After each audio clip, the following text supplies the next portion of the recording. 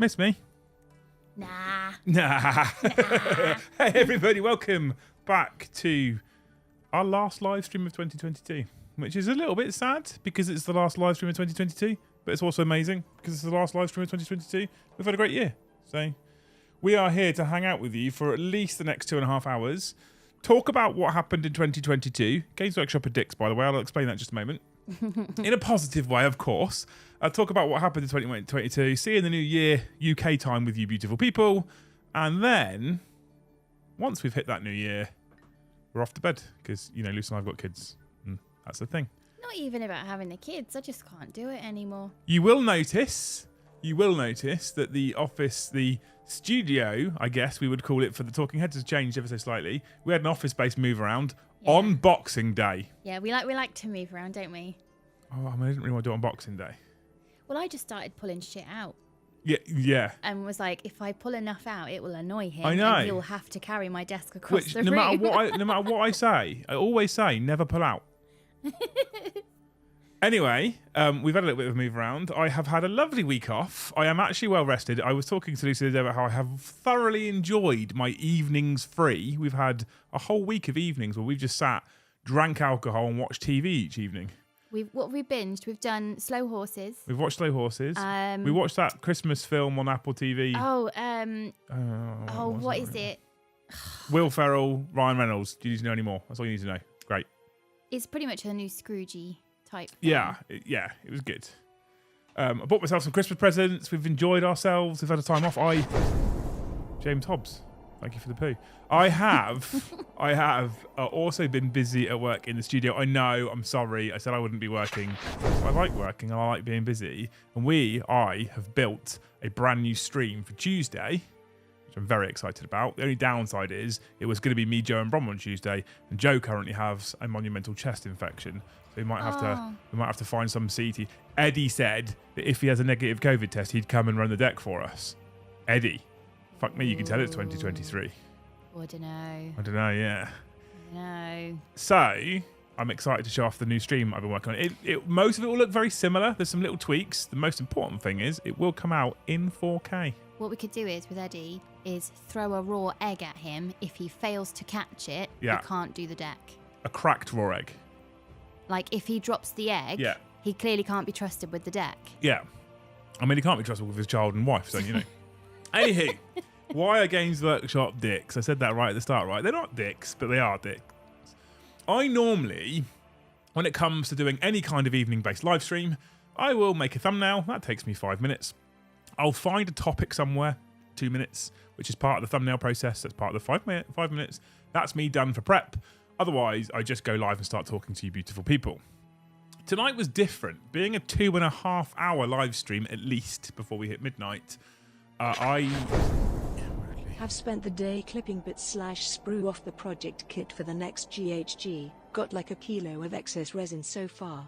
Might mail it back to FW. That serves you right for spending that much money on the model that his wife found out how much money James spent on his model. One model, more than £1,000. Oh no. She found out. Anyway.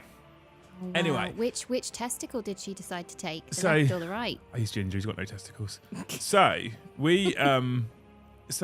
normally I don't do any prep for a stream. I think most of you won't be surprised. I find it relatively easy to just talk nonsense at you people for an hour and a half or an hour. It doesn't seem to normally be a problem. And after 15 to 20 minutes, you guys carry the stream anyway. You do my job for me. So what did I do today? Well, today I was like, it's a 2.5 hour stream. I want to review kind of what happened in the 40k space in 2022. So I'm going to do some research. I'm going to do some prep. It's like an actual TV show. TV shows have researchers and I have to do it myself. Pause it. The email hasn't come through. Okay, sorry, I've got it here. It has been sent to your work email. My work one. So if you could stop interrupting me as well, because she's going to do that enough. I'll get through this part, all right? Lucy's over there now. It's easy for me to talk to her as well, so she's just interrupting me more. So I decided to do some research, like an actual TV show for a change, rather than just winging it. And so I opened up the Warhamster community page. I filtered for 40k articles. Happy New Year. It's 2023 here in the mighty NZ. Happy New Year to you too, Michael. Thank you so much for the donation. You're a hero. So I opened up the community page, filtered for 40k content, and I loaded more article, until I had the whole of 2022's articles in front of me. I then went through each month by month and noted something down for each month that was either a reveal, a preview, or a release for that month. So some of them that I have are reveals, some of them are previews, some of them are things that came out. Some of it will say guard in this month, and you'll go, well, they were only previewed in that month. They were released next month. It's still relevant, right? Because of when they were previewed. So I did that. Took me a little while. I was actually late to the dinner table because I was finishing off my research. Okay? And then, what did Games Workshop do? Well, team, what Games Workshop did is they then sent me an email and went, here's 2022 in review with each month and each thing listed in each month. So the hours worth of research that I did, I arguably didn't need to do. The bastards. But it's okay. We're going to stick with my research. We're going to stick with my month on month. I have emailed it to Lisa and she's whinging at me that I haven't. So now WhatsApp's making me log in again, so I can't just dump it on WhatsApp. What the fucking computers, honestly. Look at this, they're all prepped, ready to go, and then it messes me around in the last minute. Scan QR code. Right, we're in. Continue. No, let me in. Let me in WhatsApp. Right, we're in. Good. Okay. So yeah, they did it. They just sent me the whole email already with all my research done for me, which wasn't particularly helpful. I'm not going to complain, honest. But, you know, they could have sent me that an hour earlier, saved me a job. Having said that, their particular article, their email they sent out, that one, in fact, included AOS and heresy and all that kind of stuff. And mostly I haven't included those things at all. So. Did you research on how to rig a giveaway? #rigged. No, Cass. Are you actually bothering to enter? Are you bothering to enter? Or are you not? Right, you have it on WhatsApp now. Because I've emailed it to you. It's showing a sent in my outbox. I'm not going to mess around with emails right now. Or we could try it on... I guess we could try it on Chrome, couldn't we? On Gmail. Gmail. You know, the gangster mail. Eldar, Dempsey. That one, isn't it? 24? Yeah? Yeah. Yeah. Yeah? Yeah. Cool. Good talk. Send. Okay. No, but I've got it. You said it. You put it in WhatsApp. I've put it. You've got it in all the places now. Got it in oh, not all the places, because you only sent it to my WhatsApp, darling. Well, no, I haven't. I've just sent it to your Gmail account as well. You're not that drunk. So I've actually sent it to your Gmail account, your work account, and now WhatsApp. Babe, you were wrong. I was right. Let's leave it. No, you weren't, because it's in my sent folder list. Stop being a knob. That's not how that works. Yes, You've got it in all the places, because you just make my life more difficult. It's not in my emails. Why would my email file out your If it's in your sent, if it's in my sent box, it's been sent. Anyway, Cass, you're actually clicking enter. Now, we did work out before we went live that I would need a topic from Luce every 12.5 minutes to be on target. We're already behind. Okay. So I'm going to let Rick Jagger's super chat come through and we'll go for January. What happened in January? Thank you for all the joy you've brought me this year. Glad to see you doing well. I have a beers and games waiting. Cheers. Custodes. Rick Jagger, thank you so much. You're a hero. Thank you for being here. These don't work without you people watching, obviously. If we sit here chatting bollocks with no one watching, it's just a Hellstorm stream. So thank you, Big Bang Peter Gaming, for gifting a membership as well. You're a legend. You're an absolute legend. We've got a New Year's goal. You did it on Christmas Eve on my birthday. I thought I'd take you to the fucking target again. You won't do it again, will you? I had to pay £200 for vouchers this last week. Again. Well. So, Luce, what does January say? Adeptus Custodes and Gene Stealer Cult release, new Orcs models, Plastic Krieg and Warzone Nachmund, yeah. So January was a busy month. We saw the new Combat Patrol box for the Adeptus Custodes. What was the other one? Gene Stealer Cult. So Custodes jumped into the meta at the start of this year, turbo fucking broken. Then the Gene Stealer Cult came out that everyone was too confused to play. New Orc models was pretty cool. We had some new Deathcopters and stuff like that. That's pretty tasty. And then we had Warzone Nachmund, the start of the 6 monthly Warzone competitive campaign series, which I actually didn't hate. I actually kind of liked Warzone Nachmund. Warzone Nachmund was kind of cool. That was January. I've actually set a timer now for 11 minutes. Have you? So when it goes off, boom. We're going to have to probably stick to 11 minutes because we've already lost 10 minutes from the start of the stream. I didn't think about that whole intro thing. In the meantime, big shout out to Plague of Shadows, who's gifted 10 memberships. Chris, who's not in this country right now, but will be back soon, who's gifted another 5 memberships. And Crisis, who's upgraded his membership to become a Jarl. What are y'all talking about? Chris has wonderfully decided to hot air balloon across the globe, hasn't he? Yeah. What a fabulous way to spend your free time. Yeah. Chris is secretly a rich person who's just hot air ballooning around the world. That's why we haven't seen him. He's got an amazing top hat. Yeah. And because of the size of it, needed 2 hot air balloons. Thank you, you legends, for gifting many, many memberships. That means I now have to actually use this thing and go like that. Thank you, legends, all of you. So, new Custodians box set, Combat Patrol, looked okay. New Gene Combat Patrol box, looked okay. New Orc models. It was a good start to the year, right? New models.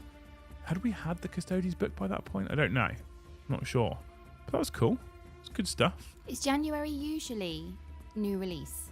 One thing I will say, we're going through this whole thing, was they started the year really strong on model releases, and it kind of tapered off towards the end of the year. Kind of ran out of steam a little bit. I was struggling with the last couple of months for actual things that were released, which is... I mean, it wasn't terrible, but... I guess it's in keeping with everybody, the psychology of new year, new me. New project. New army. New thing, new job, new boyfriend, girlfriend, whatever. Yeah. So I guess, and everybody kind of gets to July and goes, oh, this is unsustainable. I did think it was an odd choice. I think Gene Stealer Cult Custodians being released at the same time is an odd choice. Wildly different in terms of strength and power level, wildly different playstyles. Didn't think that was the most interesting or exciting combination they could have put out in January, but it's January. Maybe you didn't want to start too hard. When we consider some of the releases we have seen this last year, maybe they didn't want to start too hard. Chris is also doing the Emperor's work and telling everyone to press those magical buttons. Oh. Is Krieg the really tiny ones?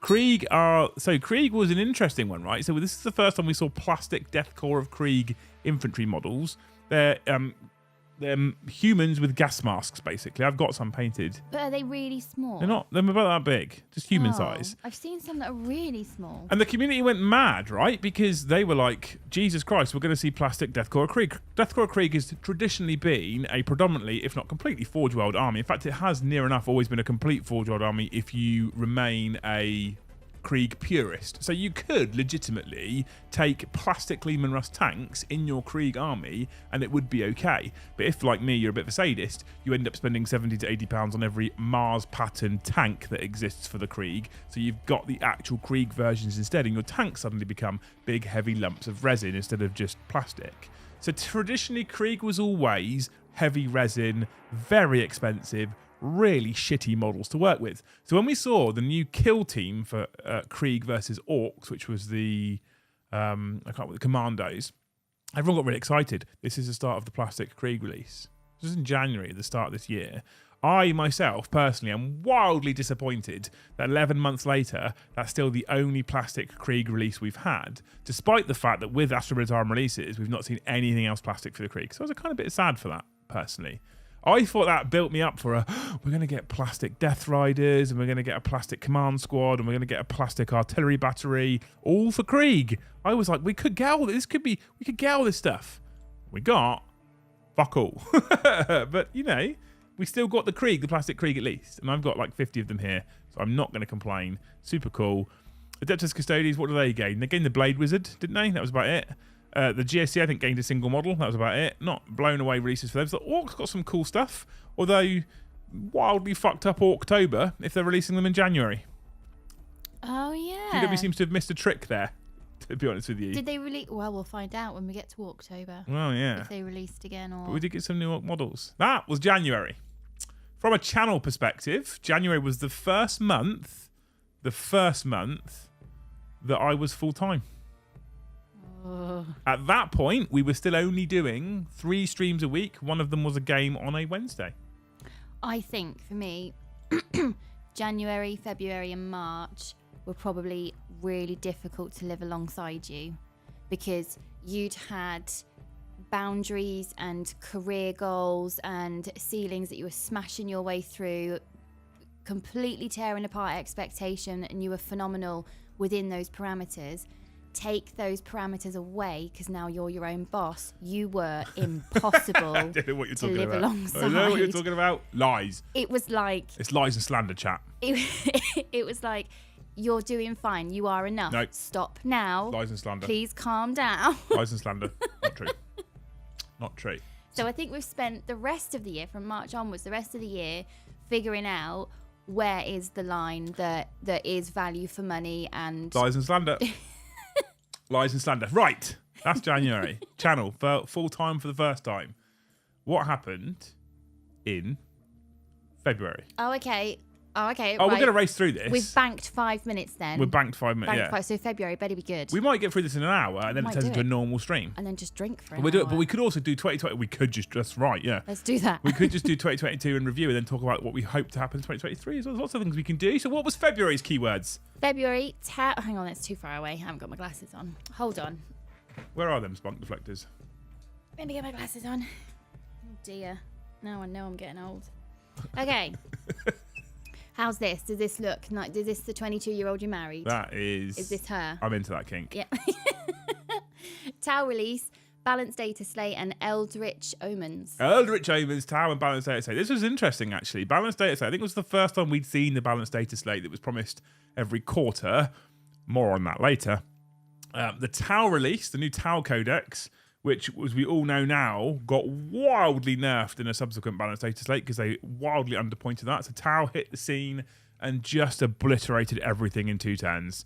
If you face Tau, you just got killed. That was it. Eldritch Omens was a cool box, which also wildly pissed me off. Why? Well, they released the new Eldari models. So we had the Autarch, we had the Shroud Runners, and the new Rangers. All beautiful kits, all coming with specific rules within Eldritch Omens. Inside that box was also brand new Chaos Space Marines. The first time we'd seen these in a very long time. A new Warpsmith, some Chosen, and some Space Marines. At this point, we were still playtesters and Games Workshop hadn't yet sacked us. And so we knew, having seen the Hedrick Astartes Codex at this point, that Chosen were going to come out with 3 wounds. Chaos Space Marines were going to go to 2 wounds. We knew all the rules. And guess what they did in Eldritch Omens? They gave us all the old fucking rules. Didn't even give Chaos Space Marines their extra wound. So that was a beautiful model release that was ruined by shocking rules. But the box set was kind of cool. As a Chaos fanboy, I had a copy of Eldritch Omens kindly sent to me from Games Workshop. I think I picked up a second one because extra Shroud Runners, etc. was great. Putting a Forge Fiend, Mauler Fiend in there was an interesting choice. Seemed like a big bulky model just to push the price up a little bit. But wasn't a terrible release overall. So, We're into month 2 of being full-time as a channel at this point. Still only streaming the 3 times a week. But it wasn't too long after this where I think we started what was originally Beer and Banter. Oh, really? It wasn't that far after we started that we started doing Beer and Banter. It was pretty early on, yeah. Oh my god, pretty it early still on. feels really new.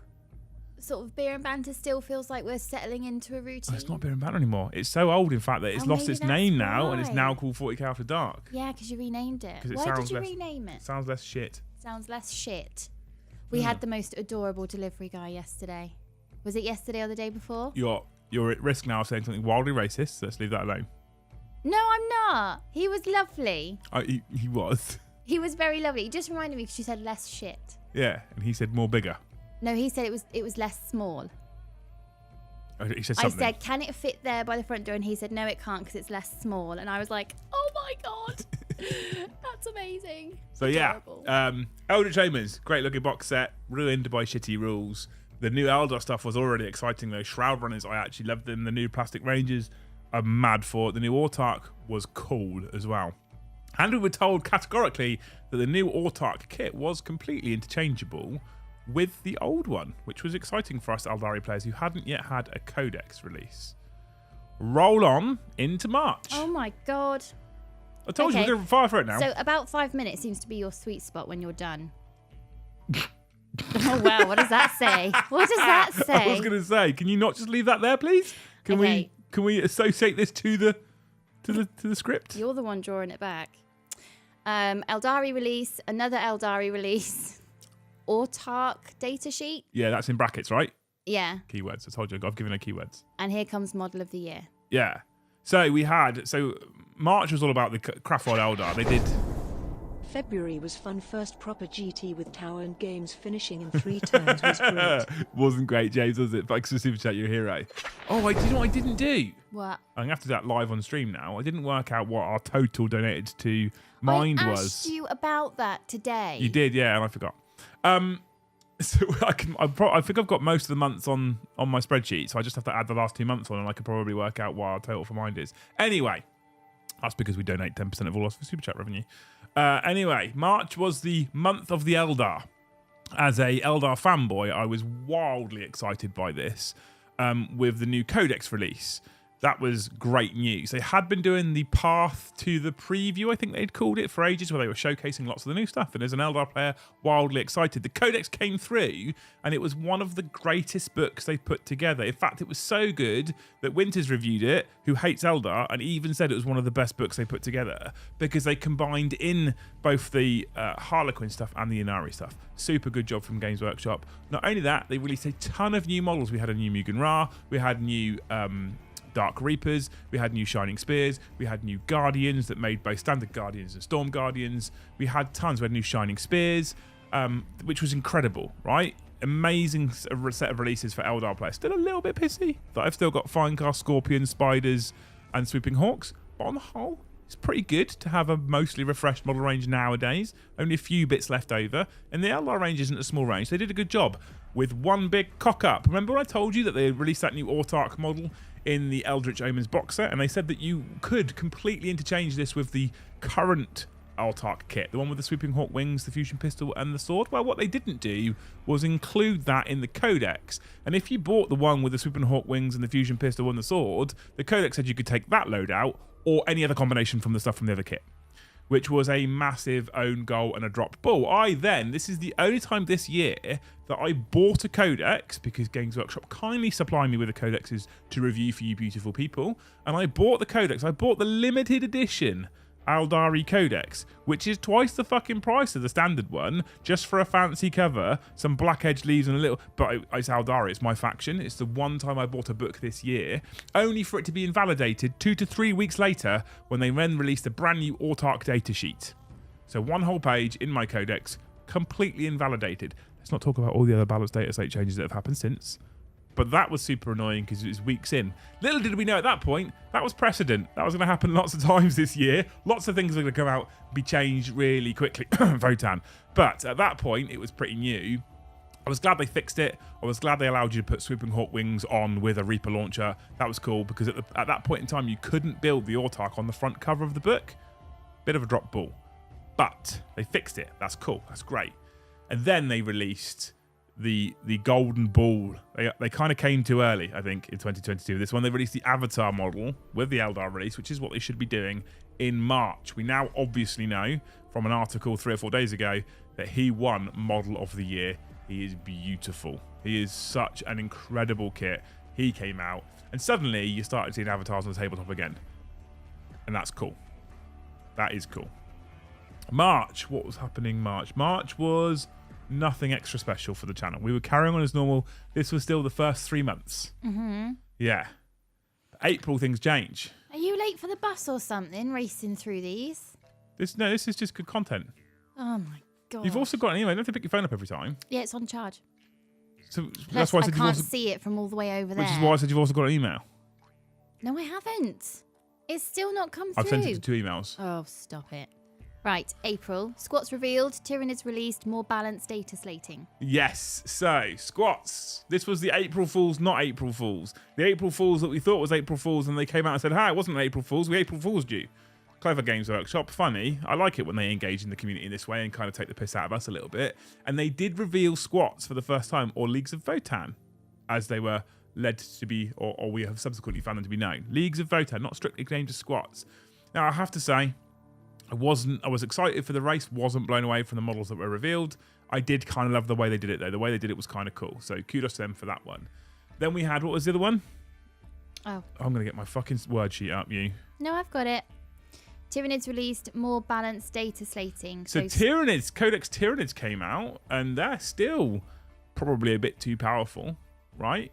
They were already pretty good at that point with Monster Mash and the old Crusher Stampede, and now they had their brand new codex with Synaptic Link Range and Synaptic Imperatives and what was it they call the adaptive physiology, where you could change every game you play, even at a tournament, to tailor to your opponent, which in hindsight definitely seems too strong. Narratively cool, narratively super cool. In fact, Tyrannus is one of the narrative books I think they got quite right. Power level maybe a little bit too high, but narratively was just, I think, exceptional personally. So we've already seen ridiculously strong Custodes, followed by ridiculously strong Tau, followed by ridiculously strong Harlequins. Let's not forget, actually, back in March when that book first came out and every man and his dick went out and bought 9 Void Weavers because you could just deploy them and win in the light. That was it. And then we come out with ridiculously powerful Tyranids as well. Many, many mortal wounds. Crazy, crazy, crazy amounts of mortal wounds from things like Zoanthropes. And what was that other model? The big brain bug thing. Lots. You get the picture. Super powerful. Then what we also had in April was more balanced data slating. Happy New Year, you filthy animals. Let's hope for a prosperous 2023 to you all, X. Remney, thank you so much for the big super chat. You're a hero. Love you dearly. So yes, another balanced data slate. Oh, well, hang on a minute. You talked about the last balanced data slate in February. It was supposed to be coming out every quarter. And now 2 months later, there's another one. That quarterly balanced data set that came out every 2 months. So why doesn't everybody challenge Games Workshop then? I mean, there's not much you can do to challenge them, to be honest with you. It's their rules. They released them. But they brought out the balanced data set in February, which was the first one we saw. We then saw the second one in April in response to Harlequins being bonkers, Tau being bonkers, and Custodes being bonkers. So they released the next balanced data slate. But at the time, Tyranids had come out, and guess what? They were bonkers. So no points to who guesses what comes out in June after the May one. April is another exciting moment for the channel. And the reason why April was exciting for the channel was because back in the November of 2021, we went to No Retreat Legends, and I met for the first time the beautiful people at Tabletop Titans, our American family over in California. And in April, I got invited to the Horus Heresy event at Warhammer World, which I had to politely decline because a selfish friend of mine was getting married and made me his best man. Selfish. So I was never going to miss that for the Heresy event, unfortunately. But the Titans were flown over from the US for the event, and they asked cheekily Games Workshop if they could come over a week early. And Games Workshop said yes. And what did they do? They came here for a week. Didn't they? Mm-hmm. So April was the start of that beautiful bromance between Adrian and I and Bridger and I. Titans Liam collaboration started. They flew over on the Thursday. We picked them up from the train station, took them for dinner in Nando's with one of our favourite waitressing experiences ever, with Adrian and his lack of a fork. We then streamed Friday, streamed Sunday, streamed Monday, streamed Tuesday, streamed Wednesday, and Thursday they went and had the disappointing experience of streaming with Hellstorm. So they came and did like 5 days of streaming with us, which was just incredible amounts of fun, and it was a big boost, a big boom for the channel, but it was most importantly just a good laugh. Luce got to know the Titans for the first time ever. They're amazing. They're so nice. And I spoke to Adrian. I heard about his wife loads and how, because at the time, the abortion thing was being talked about in America hadn't gone through yet, or whatever. Roe v. Wade. That's it. Yeah. Whatever the processes were, it was just being talked about, and I knew nothing about it.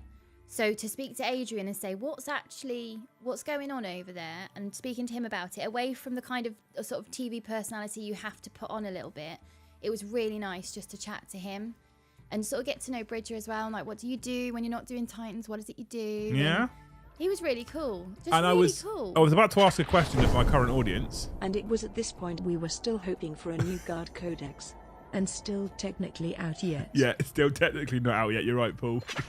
Despite the fact that we all think 2023 will be the launch of 10th edition, officially the Guard Codex isn't fully released. Great. Anyway, I was about to ask a question, and a couple of people started saying it before I even asked the question. You preempt me nowadays, chat. What's that? It's like symbiotic relationship going on. Because I was about to say, how many of you in chat right now found this channel because of Titans in April? Laura jumped in there straight away. April was when we discovered your channel then, Boris. And that's how I discovered the channel, see?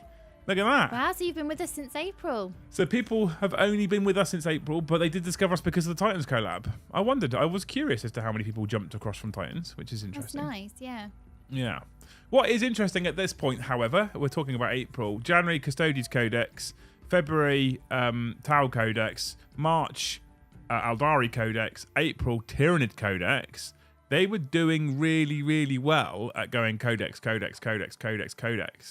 That was really good. So, so far so good for releases this year. The only downside I would say, the only caveat I would add with those releases is that every book came out that was a bit too strong. It was a bit too strong. Hence, we had 2 balanced data states straight away. Crisis said he found us with Titans. Jack Stocktail says, I found Titans because of you. Hero. Oh, cool. Hero. Keith Moore says, nope, I've been here for over a year. You, sir, are a legend. Michael says, I found you when you visited Titans in autumn. No, I found you in the Moorhammer days, says Dave B. Oh, wow. Yeah. Don't say that out loud, right? You can blame Winters for the mess that is me being here. I won't blame him. I love it. I discovered you long before that, Liam. In the long ago, says Big Red 40k. Welcome. I haven't seen you for ages, mate. In the before times. Big Red, didn't you find me because of Valrak? I only found a channel called Moorhammer, says Elliot. Stop it. Stop mentioning that. Stop mentioning that. All right. Let's not talk about that. J-Hob, I did. Great work. Hero.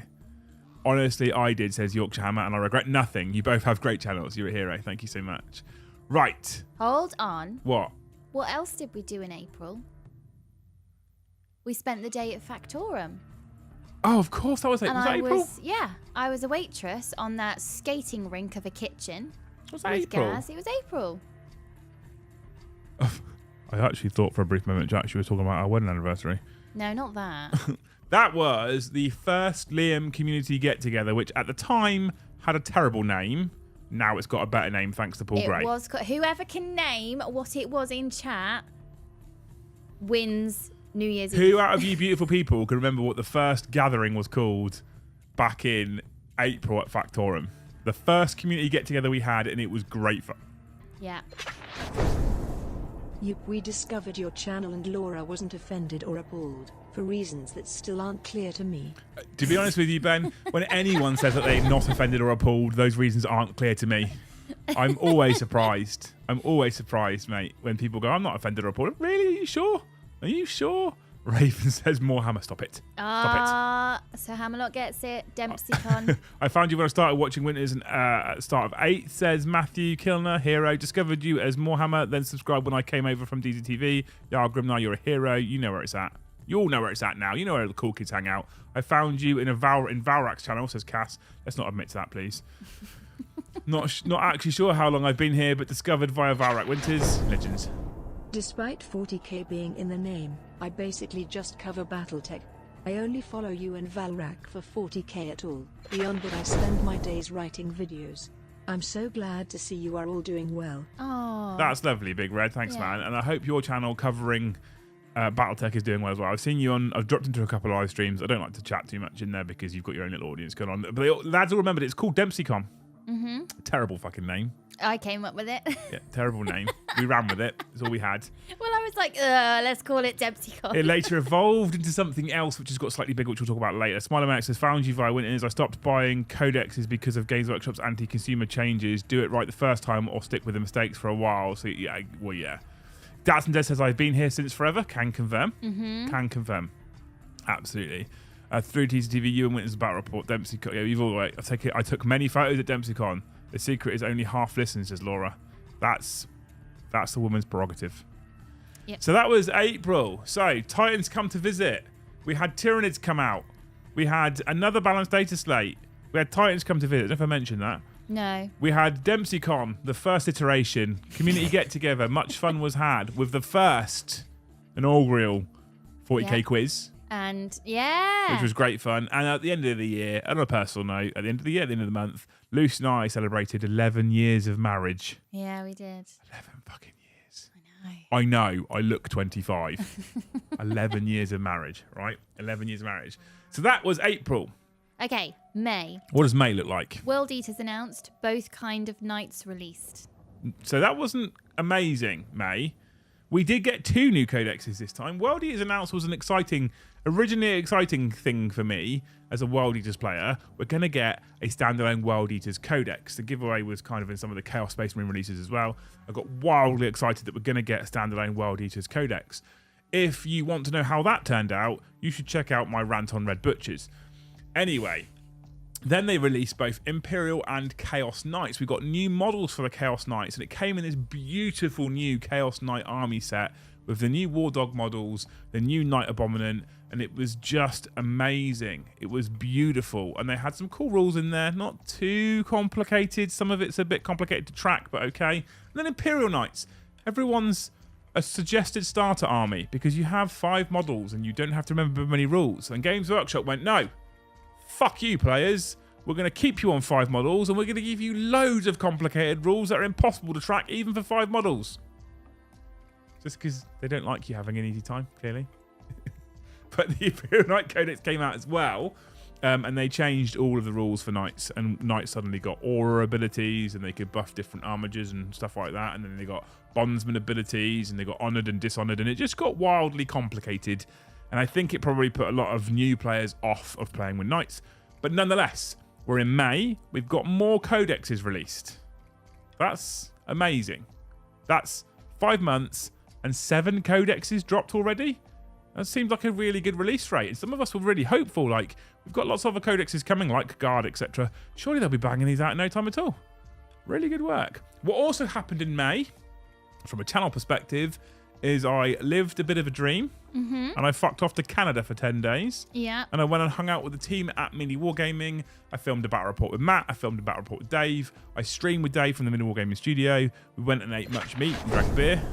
Shout out to Hellstorm Wargaming Mikey, the source of Liam's current haircut. Spider Maniac.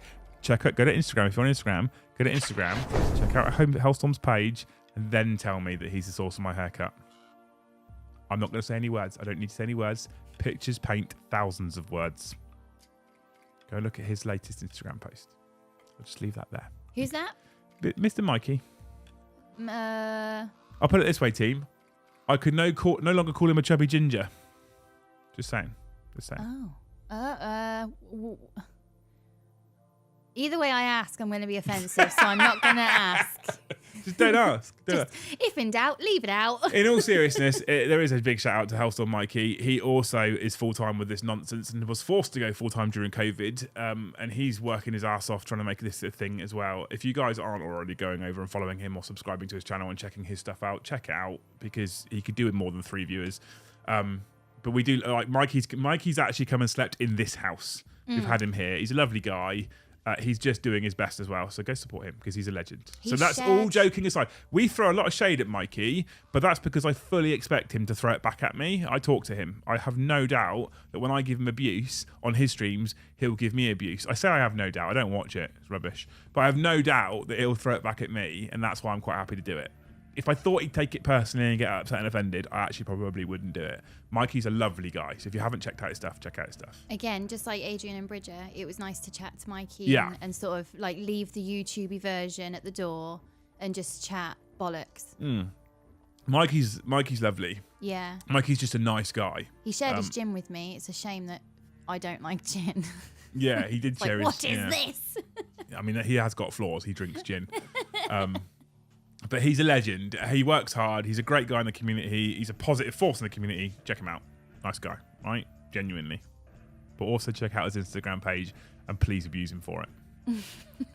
It's a terrible decision that he's made there. Anyway, that was May. So we went up to Canada. We hung out with the amazing team at Mini Wargaming. I got to see behind the scenes there as well, which is really cool. Super interesting. The first channel I think I ever watched for YouTube content in general ever was in fact Mini Wargaming. So then go over to the bunker, hang out with those guys there, spend time with Dave. And I talk to Dave weekly now. We've got an amazing relationship. Absolute legend of a guy. Anything Dave does, you should support that as well because he's cool. That was incredible. That was May. May was exciting. Model release, not so exciting. The Chaos Knight stuff was cool, but Knights and Knights, kind of meh. We've learnt on the channel that Knight content just doesn't do very well because people kind of aren't very interested in it. It seems. You can tell me if you think I'm wrong. That's fine. But I think it's pretty shit. But that brings us on to June.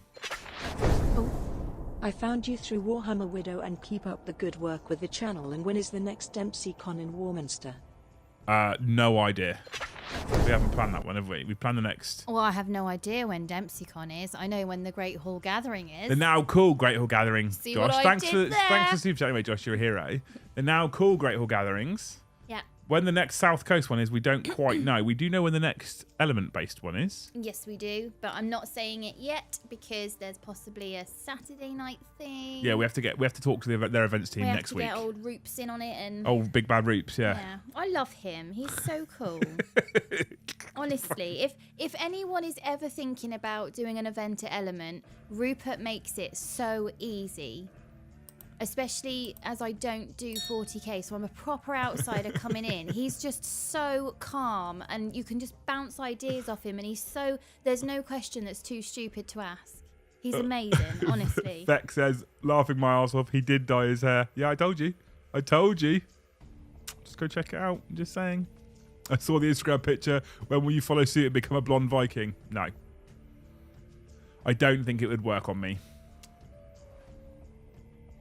No. we could try it and then just dye it brown again if it doesn't work. No. I don't feel the need.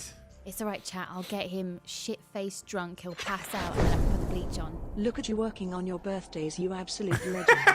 Love you and happy new year. Custodes nuts. Ricky, you're a hero. When Ricky super chats, every day's my birthday. Oh. Mm-hmm. Okay. You look so confused right now. Yeah, I was like, what? well, he's not Jesus. If that's what everyone's like, that's not the thing. Yeah. Maybe what I'll do, actually, maybe I'll definitely dye my hair blonde just so Mikey's got a joke for the next 12 months and he can keep saying Liam copies. I mean, he's been saying it for the last 3 years. You might as well keep saying it. Yeah, it might get old soon. Yeah. You might need a new one. it might, yeah. You might need a new one. Bants from the hoose. That's a Bants. deep burn. Deep burn. So that was I me. am actually funny, you know. Yeah, I know. You gave us so much entertainment this year and can't wait to see what you give us next year, Custodes. We're super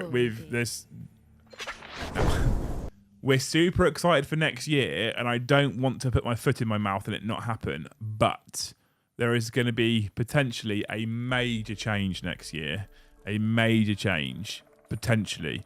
A lot of it is down to you people, the super chats, the gifted memberships, the standard memberships. A lot of it is down to you people, and it means that potentially this year we'll be moving out of a little garage and into a proper studio, which will be incredible. Absolutely incredible. We'll see. Long way off. I think it will happen this year. Watch this space, right? We can talk about this later when we talk about the exciting 2023 to come. But June 2022 looked like this, Luce. Warzone Nephilim. Yep. Chaos Space Marines. Yep. Even more balanced data slating. Even more balanced data slating. So that balanced data slate that was supposed to come out once every quarter, in June, we had the third iteration of it, despite the fact that the first one came out in February. So 5 months, 3 balanced data slates. Now, at this point, you would hope Games Workshop would learn to just balance the fucking codexes before they come out. That'd be helpful. Then you wouldn't need so many balanced data slates. But we did have a new balanced data slate, along with Warzone Nephilim.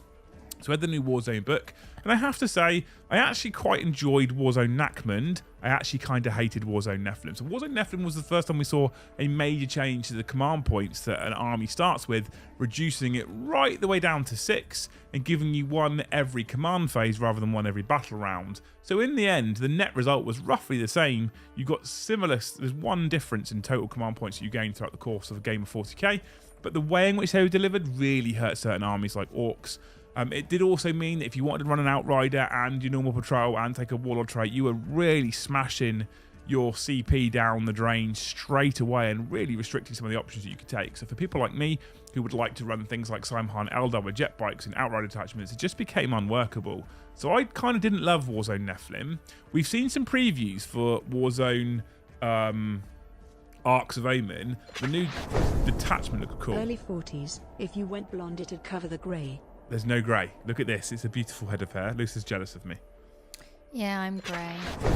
See, beautiful head of hair, Rosie. But thanks for the super chat. You're a legend. I hate you. Dye it blonde to cover the grey and Custodes. That's what Luce does. She's dyed it blonde to cover the grey. I so hate you for that one fact. You don't even deserve the full colour. Oh, amazing. So yeah, I didn't love Nephilim. I wasn't a fan of it. In fact, I played Maybe like 5 games of Nephilim in the whole 6 months it was in existence, because I just didn't enjoy it. One of those was on stream at Vanguard Tactics because they only played Nephilim. The reason why the books wasn't balanced because you was a play tester. That's not true, Russ, because so far I hadn't worked on a single one of these books. So, but thanks for the super chat, mate. You're a hero. That was June. What else did it say? So we've got Nephilim. Warzone Nephilim. Yeah, we got more balanced data slating. Chaos Space Marines. Chaos Space Marines. Here was a book that came out that I didn't think was actually too powerful.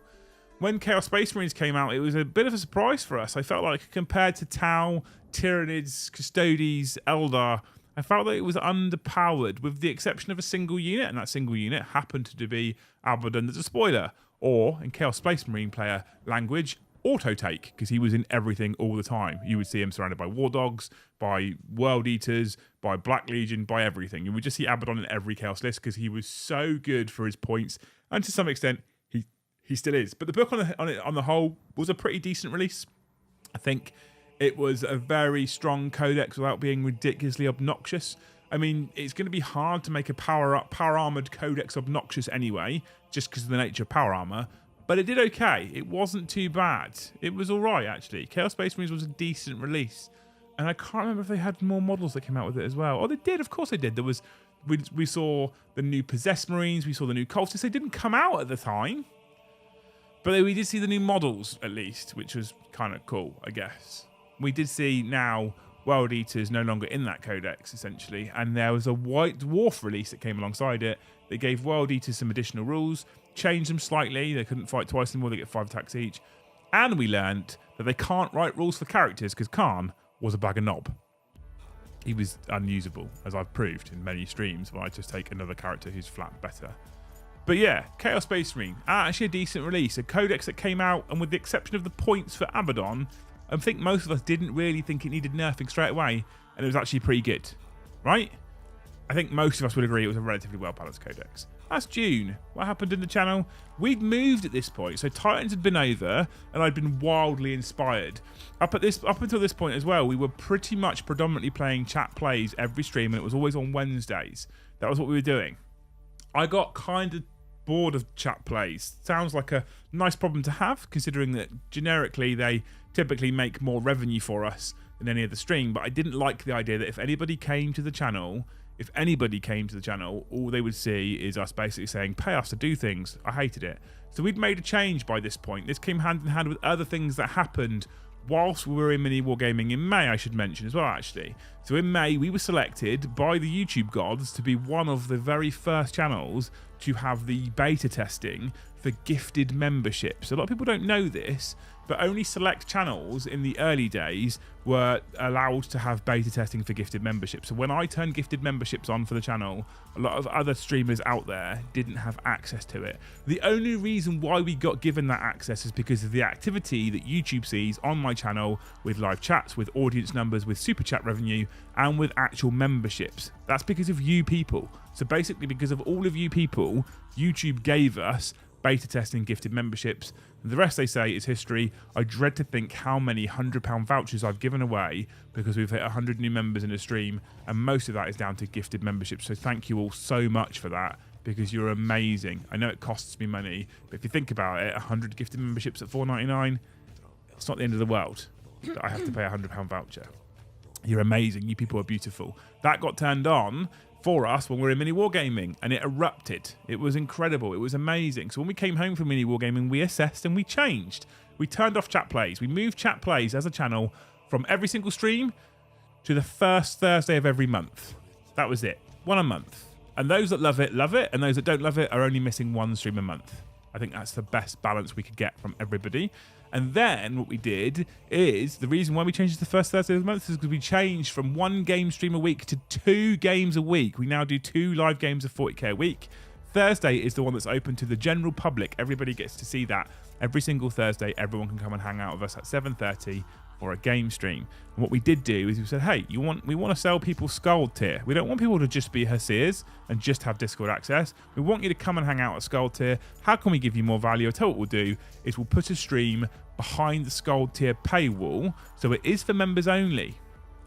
And the reason why we did that isn't because we wanted to force people to be members. Actually, the driving influence for this was to try and say, you know what, if we have a members only stream, the audience is typically smaller. You don't have to super chat to get your questions answered because it's a more intimate audience because it's a members only stream. So we see 200, 250 people sometimes on game streams on Thursdays, and we'll see 80 to 100 on members only stream, and that means we can interact with you guys a little bit more, which is kind of cool. So I love that, and we'll go back to that sometime in the very near future, and probably, I mean, the second week of January, we'll be back to that standard original schedule, which is super exciting. Members only on Tuesdays, normal games on Thursdays, chat plays the first Thursday of the month. Right? That's cool. So that was a big change that happened May, June for the channel. Thank you, Carl of Hodgie, for gifting 5 memberships. 5 is an acceptable amount, Carl. That's okay. Acceptable. If you give 5, you can stay on my good books. Don't get silly with it. July. A new Primarch, Chaos models, and Plastic Leviathan. So we talked about the Chaos Codex coming out in the June. We didn't get some of the models, i.e. Cultists and Possessed, until the July, which is kind of cool. Then I didn't want to mention much about Horus Heresy or much about Age of Sigmar, but what we did see then is we saw the Plastic Leviathan kit. Now I feel like that's still kind of relevant for 40k because Space Marines and Chaos Space Marines alike have seen Leviathan Dreadnoughts in their army lists for fucking ages. So Plastic Leviathan was a big deal. It's my favourite Dreadnought model by far. I don't actually have any Plastic Leviathans because I gave all mine to Joe. Did they used to be metal? No, resin. Oh. But I gave all my Plastic Leviathans to Joe, and I'm sad because it's my favourite kit in the world, and I don't have one to build anymore. But I'm not being distracted by shiny Leviathans. They then revealed for the first time ever the brand new 40k Primarch that's coming, Demon Primarch Angron. And when I first saw him, I'll confess I wasn't blown away. Speaking of change, bring back the Merkin. No, thanks. No. I wasn't blown away when I first saw Angron. Again, a World Eaters player. Kind of like, yeah, so we've had the announcement of a World Eaters Codex. That's excitement. We saw the World Eaters Supplement. Kind of meh. Saw Khan's Rules. Kind of meh. Bit toilet. Saw Angron. Wasn't really blown away. I will say, however, I will hold my hands up and say that the Angron model has grown on me since his release. So now I'm actually kind of excited for him. But that was July. Not a lot. Chaos Space Marine models, new Primarch, and the other thing that you said. Yes. Primarch. Primarch and Chaos models. and Plastic Leviathan. Plastic Leviathan. That's the one. Okay. So Lisa's on the ball. She's paying attention. Sorry, I was looking at the dog. She's dreaming. And she, you know when they run in their sleep? Yeah. So I can hear the carpet being scratched. I'm just very behind jealous me. of how much she sleeps. I know. Yeah.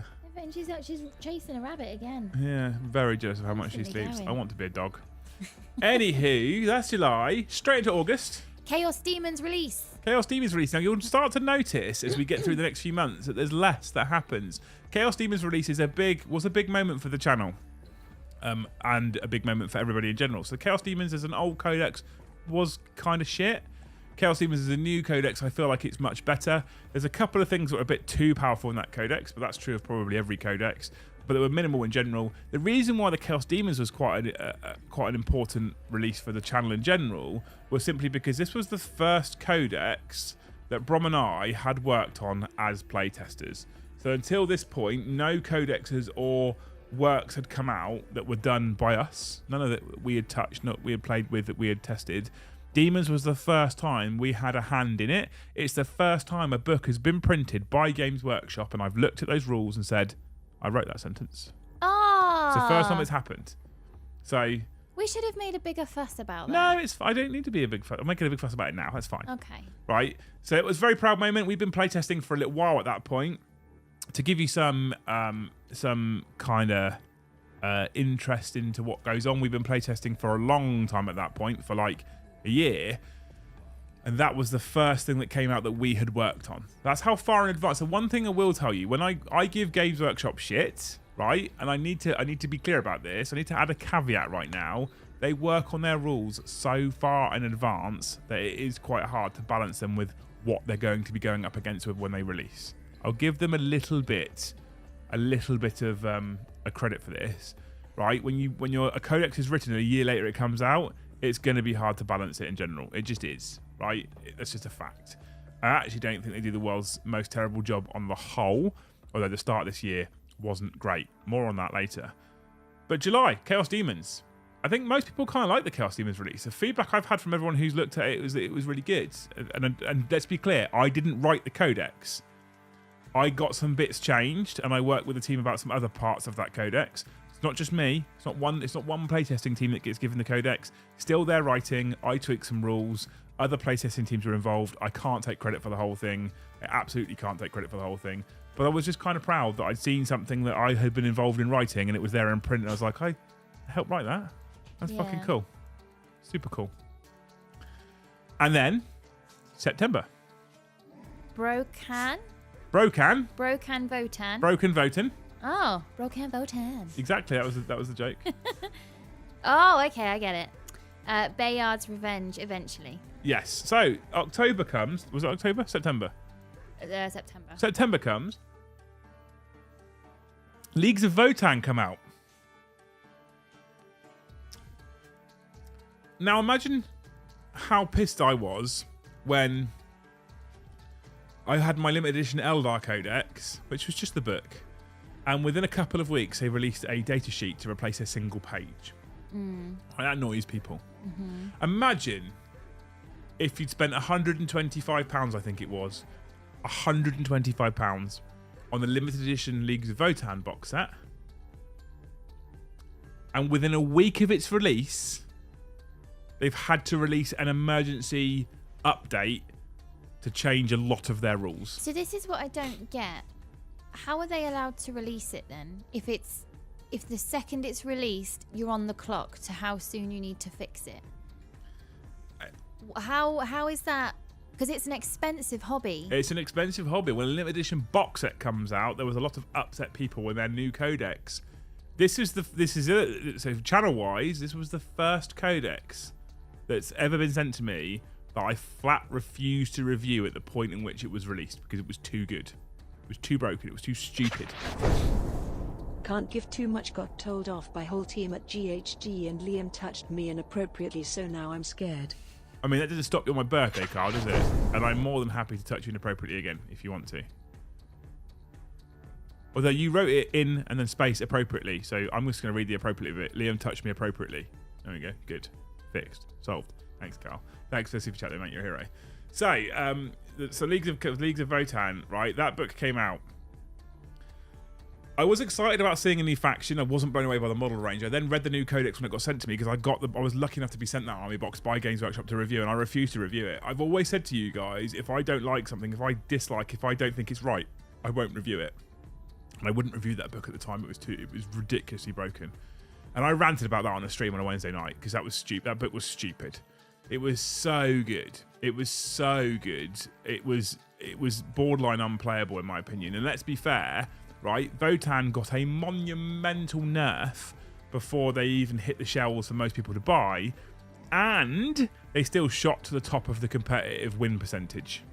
I think they're like second or third in the competitive win percentage with minimal games under their belt. That shows you how good they are. That was post-nerf Votan. Remember that, right? So Broken Votan. That's the thing. That's what we're calling them now. However, we have found the best way of nerfing Leagues of Votan. Okay. The channel has solved everybody's problems. Okay. Let Bron play them. Yeah. As we proved on the last Thursday stream before Christmas, let Bron play them. They still lose.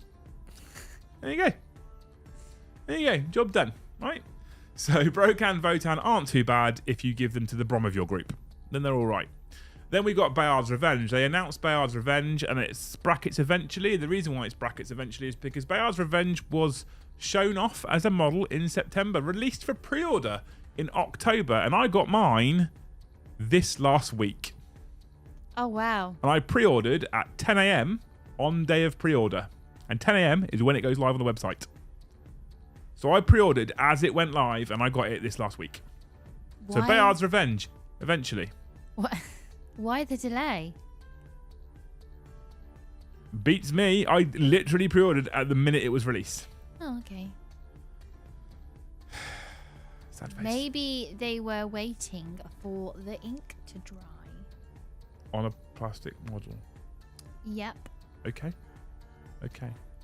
And that was September theme. October. The Glorious Guard model reveal. Glorious Guard model reveal. I remember seeing the model reveal for the Glorious Guard at 6 o'clock in the morning whilst I was sat in my hotel room in California. Did I mention that I went to California? October? October, yeah. Did I mention that I went to California?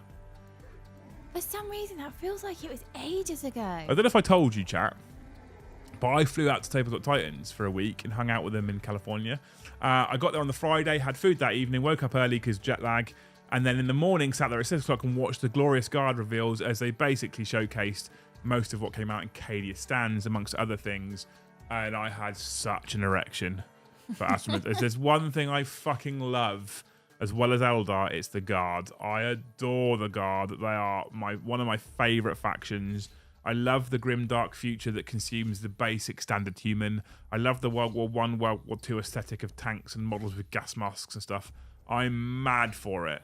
I'm mad for it. So the Glorious Guard was showcased on that particular... I can't remember what event they were at. They might have been at Adepticon or something. I'm not sure where they were, but oh my God, they were amazing. That's all I remembered from October because it was so cool. Oh, and the fact that I went to America. Did I mention I went to America? No, you didn't. Had a week at Titans. Oh, what a week. What a week. Take me back. After a week of being pissed on by the English weather, take me back. No, I like our weather. No, fuck it. So I flew out to Titans on the Friday in October, and I landed in sunny San Francisco, got picked up by the amazing Bridger, got driven back to wherever it is that they are.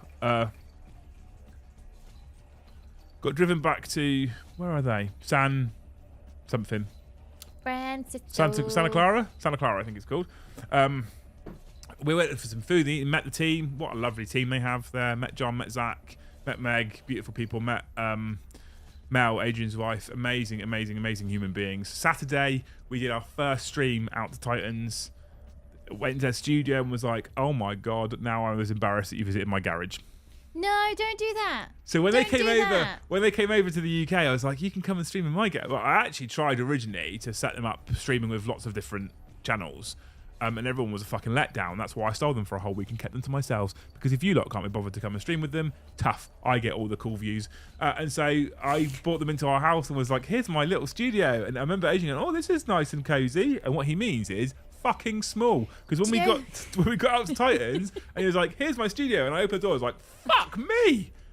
Well, genuinely I thought that they had the table and just offset of the table was their sofa set and that was it. Right. No. They're in two different rooms. So Liam only told me this week that Adrian was freezing his ass off the whole time he was over here because obviously you acclimatised to where you live and it was... When did they come over? They came over in the April before. So they were over in April. So I've got the windows open, the door open because I'm like, get fresh air in, all the rest. Adrian was like, he had a scarf nearly up around his mouth. This was the first time we invented Burrito Adrian. And And he was wrapped in your blanket. And I just thought he was really nervous or just missing home, you know, like your stuff's not around you and you want to go home now. And you were like, no, Lucy, he was freezing his ass off. They live in California. It's lovely in California. And only just now, in December, do you decide to tell me Adrian was freezing the whole time? I want to go and live in California. Yeah, I know Much you do. nicer weather. I could ride my motorbike in California every day. Okay, you can ride it here every day. I fucking can't. Yes, you can. There was no way I was going out in that shit today. I'd come back looking like a 94-year-old scrotum if I went out in that weather today. Not happening. So I went out there. Saturday was the first. I walked into their studio and was like, oh my shit, this is fucking huge. And it was just an impressive setup. But you know what? They work hard for it. They're super lovely people, so it's amazing. The Sunday, we went for me, Adrian, Mel, and Bridger all went for a nice little day trip to San Francisco with tourist Bridger. It was incredible. We'll leave that there. It was incredible. He took me through the homeless part. That was nice. No, the bit is when he said, oh, it's just down the road. Yeah. Because in nothing's just down the road in America. No. Yeah, well, in England, it is just down the road. Bridger's idea of being a tour guide is, so there's one of the tallest buildings that you can go to the top of. I'm like, oh, can we? He's like, yeah, you can.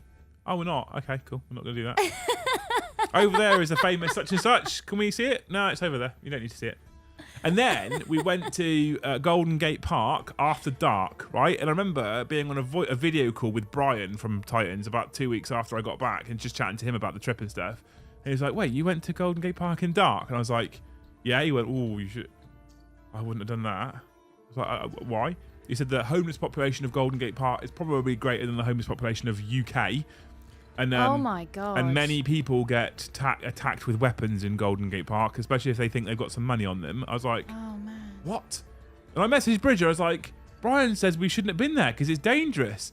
And if we were going to go there, we should have at least had protection. And Bridger said, I did have protection. I had you, Liam. I was like, fucking no, that's not. And that was the first time I ever saw, in real life, a raccoon. I'm so jealous. And Adrian said to me, don't look in the eyes. Don't look it in his eyes. I was like, what? Why not? Because those things are fucking huge. Because it's a famous raccoon and you are not worthy. Makes my dog look like a chihuahua. They're fucking massive. And this thing walked across the road and just looked at me. And I was like, I'm fucking genuinely scared it's going to come and rip the face off. Did you not hear the... Honestly. You know, saw a raccoon. Monday, Tuesday, Wednesday, Thursday, saw more streaming with the amazing people at Tabletop Titans. We did 2 streams on Tuesday, 2 streams on Wednesday, 2 streams on Thursday. And then, on Friday, I was fucked. And I flew home.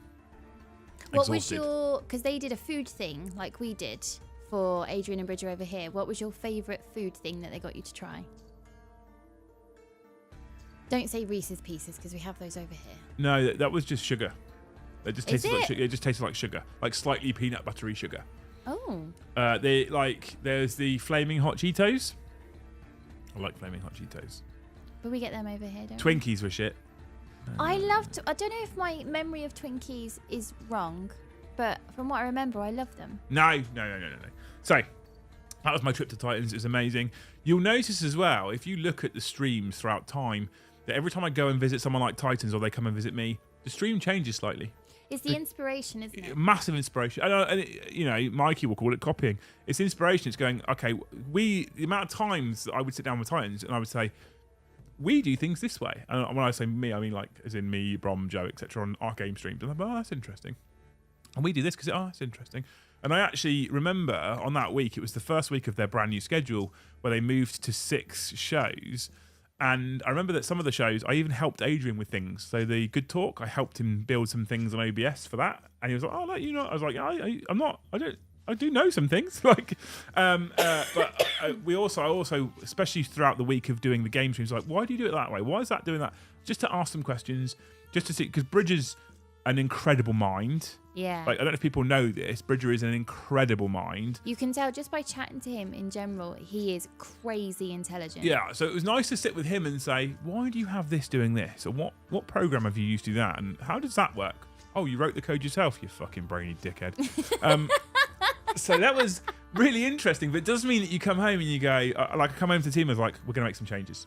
We're going to make some changes because I need to improve what we're doing. And I came home with a list on my phone of apps that I had written down, like check that app out, check this place out, so I could just see if I could use this, if I could make use of it for my. And I have. There's about 3 or 4 things I think I've changed since the Titans visit in October, let alone the Titans visit back in April. Maybe 3 or 4 things I've changed that now is an everyday thing for me. Like where and how I make my thumbnails has now become so easy compared to what I was doing before, simply because of an app improving my workflow that Adrian showed me. I was like, use this, it's cool. So that was October. Probably because of the visit of Titans, my favourite month of 2022, because I just loved it. I thought it was incredible. I really missed them when they went back home. I really missed them. It's just, well, being kind of like the housewife and then the homeschooling one, you don't get much adult company anyway. In the adult company I do get, Joe's really lovely, Paddy's really nice, Eddie's amazing. Everyone who's regularly in here, they very quickly become like brothers because you just kind of get to know them so well so quickly. And you can't stay in chat because you're constantly needed in the garage, or the boys need me, or the dog needs walking. So you have these very bite-sized conversations very regularly. But having relaxed, chilled out, casual chat with 2 people who kind of just slot in so easily there's no awkwardness, despite them being from a whole other country. So is there going to be a culture thing? Am I accidentally going to say something that's You're going to put your foot in it, yeah. Or will they say something and I'll go, oh no, we don't say that here. You're going to make them freeze to death? Or am I going to freeze Adrian to pieces? And it was, I honestly missed them. They were just so refreshing and yet easy at the same time. It was amazing. They're some of my favourite people. Yeah. This is why I could happily just move to California. I remember me and you, we'd take a cup of tea up to bed and we'd just be like, I feel blue. Yeah. I miss them. Yeah. This is what I'm saying. This is what I'm saying, Lisa. We move to California, you get to see them all the time. No, it's too hot. I can't. It's not too hot. It's too hot. It's pleasant. No, I don't want the mosquitoes. It's no mosquitoes. It's pleasant. There is always. Nah, there's no mosquitoes. There was one on the window on Christmas Day. There's always mosquitoes. No, there's no mosquitoes. I never got bitten by one mosquito. Yeah, because they don't like you. What do you mean they don't like me? They don't like you. They love me. I had a best number this summer, 24 mosquito bites. Oh, so what you're saying is you can get bitten here anyway? So we might as well be in California? Where it's hotter? No. That's nice. And I can ride around on my bike all the time. Anyway, November. And what would chat think about constant Liam and Titan streams all the time forever? No. I think chat would love it. No. I think they'd love it. No. I think they'd be mad for it. Anyway, that was October. I love the I love the month. Like I said, the guard reveals. I know a lot of people have gone, Cadians. I mean, Cadia Stands box sets, right? I'm really, really, really resisting the urge to build plastic Cadians right now because I'm trying to make my Eldar because they are just gorgeous models. They're so nice. The Cadia Stands box set is an incredible box set. Points-wise, isn't the best value for money, but such a great box set. And that leads us nicely into November. November was... Goth Rocker? Goth Rocker. Okay, good. Guard Codex, Christmas boxes announced. Yeah, so we actually saw the Cadia Stands box set come out in November. And what a box set. Like I said, what a box set is. We won't dwell on it too much. I'll put it this way. The Guard Codex is never too far from my hands. It's right there. If it wasn't for the fact that early in the year, Joe had painted the Valhallan army and just fallen in love with them himself, I would have not let him play them and I would have played Guard the whole time all by myself. But Joe loves them so much, I've let him play Guard. Joe works super hard painting armies for us. And so I gave him Tyranids. I was like, here, I'll paint Tyranids for the channel and I'll play Tyranids. And once he'd finished painting Tyranids, he's like, oh, I really want to play with them. I was like, cool, you play Tyranids, that's fine. You painted them, that's not a problem. And then here, have all this Guard stuff, paint Guard. Oh, I've painted Valhalla, I really want to play them. Okay, you play them, that's fine. There's a pattern that happens here. Joe gets to play with the new army before me because he paints it. But you know, I'll let him. I like the I don't know what army it is, but he did this really nice purple. That's the Tyranids, yeah. Oh, is it? Absolutely, yeah. They were really nice. So that was the Guard release in November, which is incredible. They announced the Christmas box sets, which were an interesting choice. We did a stream about those as well. Every single one, essentially involving a named character, with the exception of Imperial Knights, was a bold choice.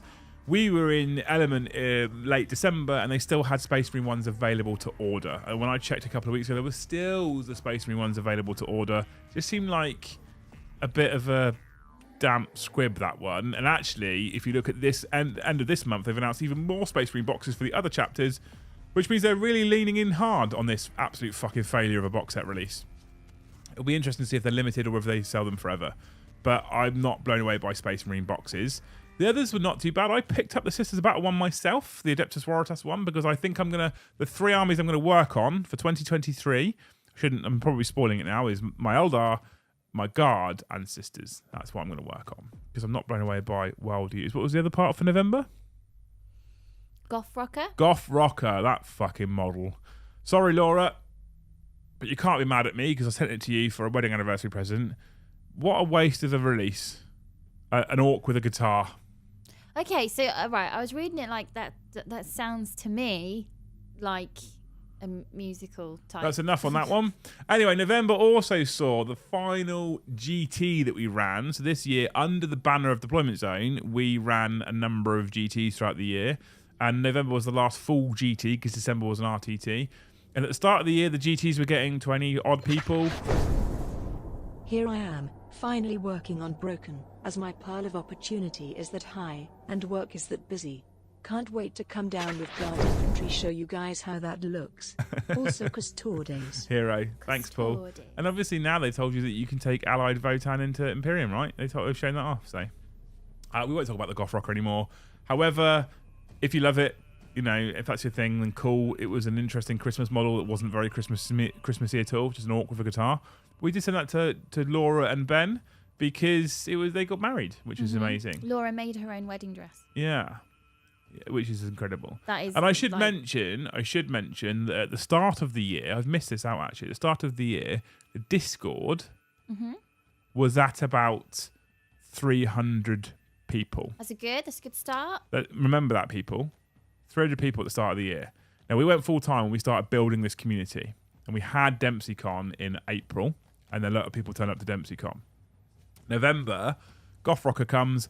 We're sending it off to people like Ben and Laura. Why? Because we found out they got married. And they're people that are in every stream. So we sent them a present, essentially. You know, we've done other things throughout the year. Raising money, helping people with Kickstarters, helping people with GoFundMes. Because it's important to look after each other as a community. And the last GT... we had at the start of the year got to a point where we weren't selling out GTs. Luce got hold of them and started advertising them. And then we got to a point where we were selling out basically every single GT. And what was super nice for me personally is when I turned up to a GT to be a head TO and we see so many of our community in the place playing 40k, no matter that they've come down from places like Cumbria and they've come from... I mean, that's practically abroad, isn't it, Cumbria? Let's be honest. They've come so far down. They're just so grateful just to come and hang out. Heating. And actually, I think it was the September GT where I wasn't head TOing and I was off for the weekend. And Luce and I arranged childcare for the night so that we could drive to Factorum, which is an hour away, just to go out for dinner with the guys from the community. There was 12 of us out for dinner that night, I think. I think so, yeah. That's amazing. That's community. That's what you're part of if you're part of this community. If you're in our Discord server, if you're a member and you're in our Discord server, that's part of what you're part of. That's incredible. So that's November. And then... December, this month. Mini of the year. Cavill Simps emerge. Arcs of Omen announced. Oh, yeah. So December. Arcs of Omen was announced both... actually, Arcs of Omen, the narrative version, was announced back in November, interestingly. Arcs of Omen, the competitive version, announced in December. Still seen neither of them just yet. I think the narrative version we were originally told we should have seen before Christmas. Haven't seen them yet. But they're giving us these new ways of playing, more competitive ways of playing through the Warzone Arcs of Omen, and then more narrative ways of playing through Arcs of Omen Abaddon, Book 1 in what we currently know as a 4-book series. I'm super excited about all these new ways of playing. I've seen the new formation for the new competitive stuff. I think it's brilliant. I've seen the boarding action stuff. I think it's brilliant. These all look great, right? These all look great. So Arcs of Omen is cool and it's exciting. Model of the year. Let's face it, the community made the right choice. We did a whole stream about which one should be Model of the Year, and I told you all it should be the Avatar of Cain. And clearly, all 187 of you listened to me and all voted for the right model because Avatar of Cain won Model of the Year. That's the right life choice. That's the right life choice. And then, from a channel perspective, we held the Great Hall Gathering. It was called DempseyCon. I hated the name. I asked you guys what it should be called. Paul Gray came back to me and said, call it the GHG, Great Hall Gathering. And because Discord, our Discord server, is called the Great Hall, we went with it. And I love that name now, and they're all going to be called Great Hall Gatherings from now on. And we had the first one up at Element Games, Element being our sponsors. We went there, we did the second annual quiz in the same year. And there was a big raffle, and lots of people played games, and we hung out, and we ate pizza, and we ate Subway. And the night before, we drank beer, and Paddy got drunk and smashed loads of gifted beers everywhere, and it was brilliant. It was amazing to spend the weekend before Christmas with you people. It was a shame I couldn't have more of you there, but you know, there's always the next one. There's always the next one coming. So that was incredible. The Great Hall Gathering was amazing. But on the Friday, driving up to Element Games, guess what? Amazon and Games Workshop announced their collaboration.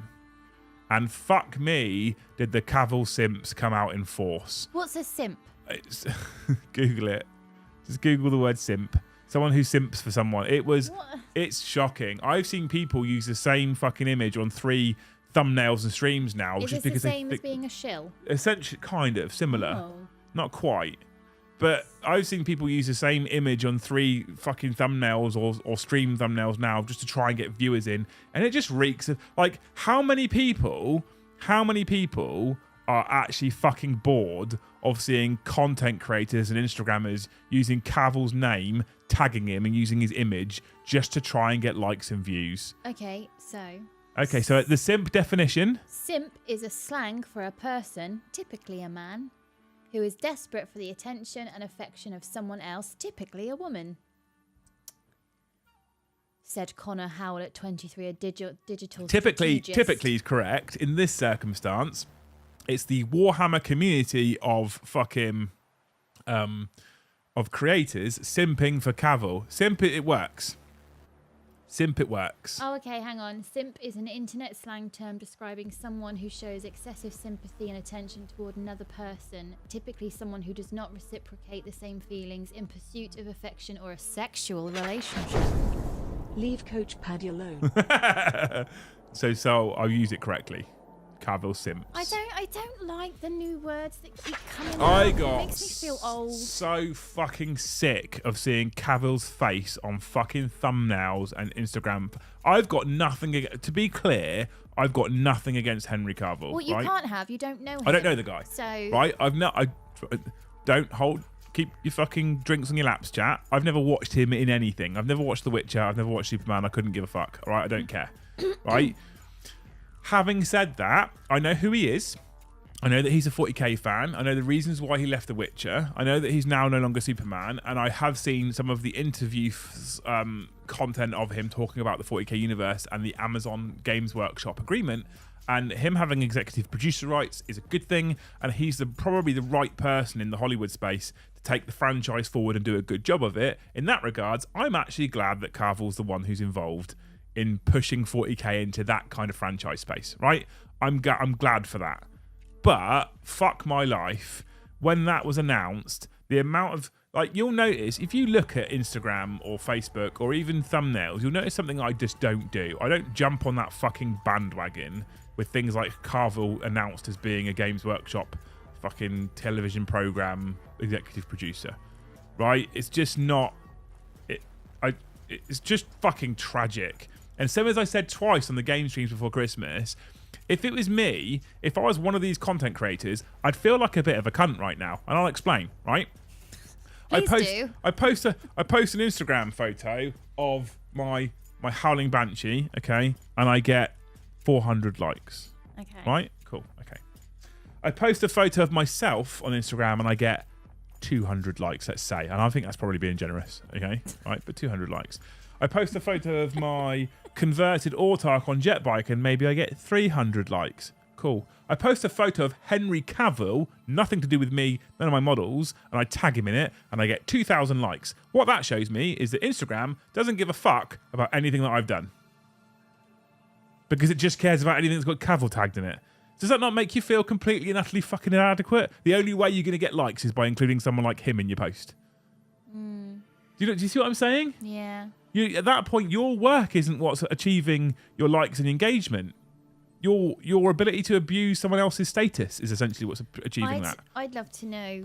Incoming rant. I'm close, Andy. I'm holding it back right now. Captain Mannering says rant time. We're nearly there. The Rantosaurus is coming We're out. nearly. I need more mead. We're nearly there.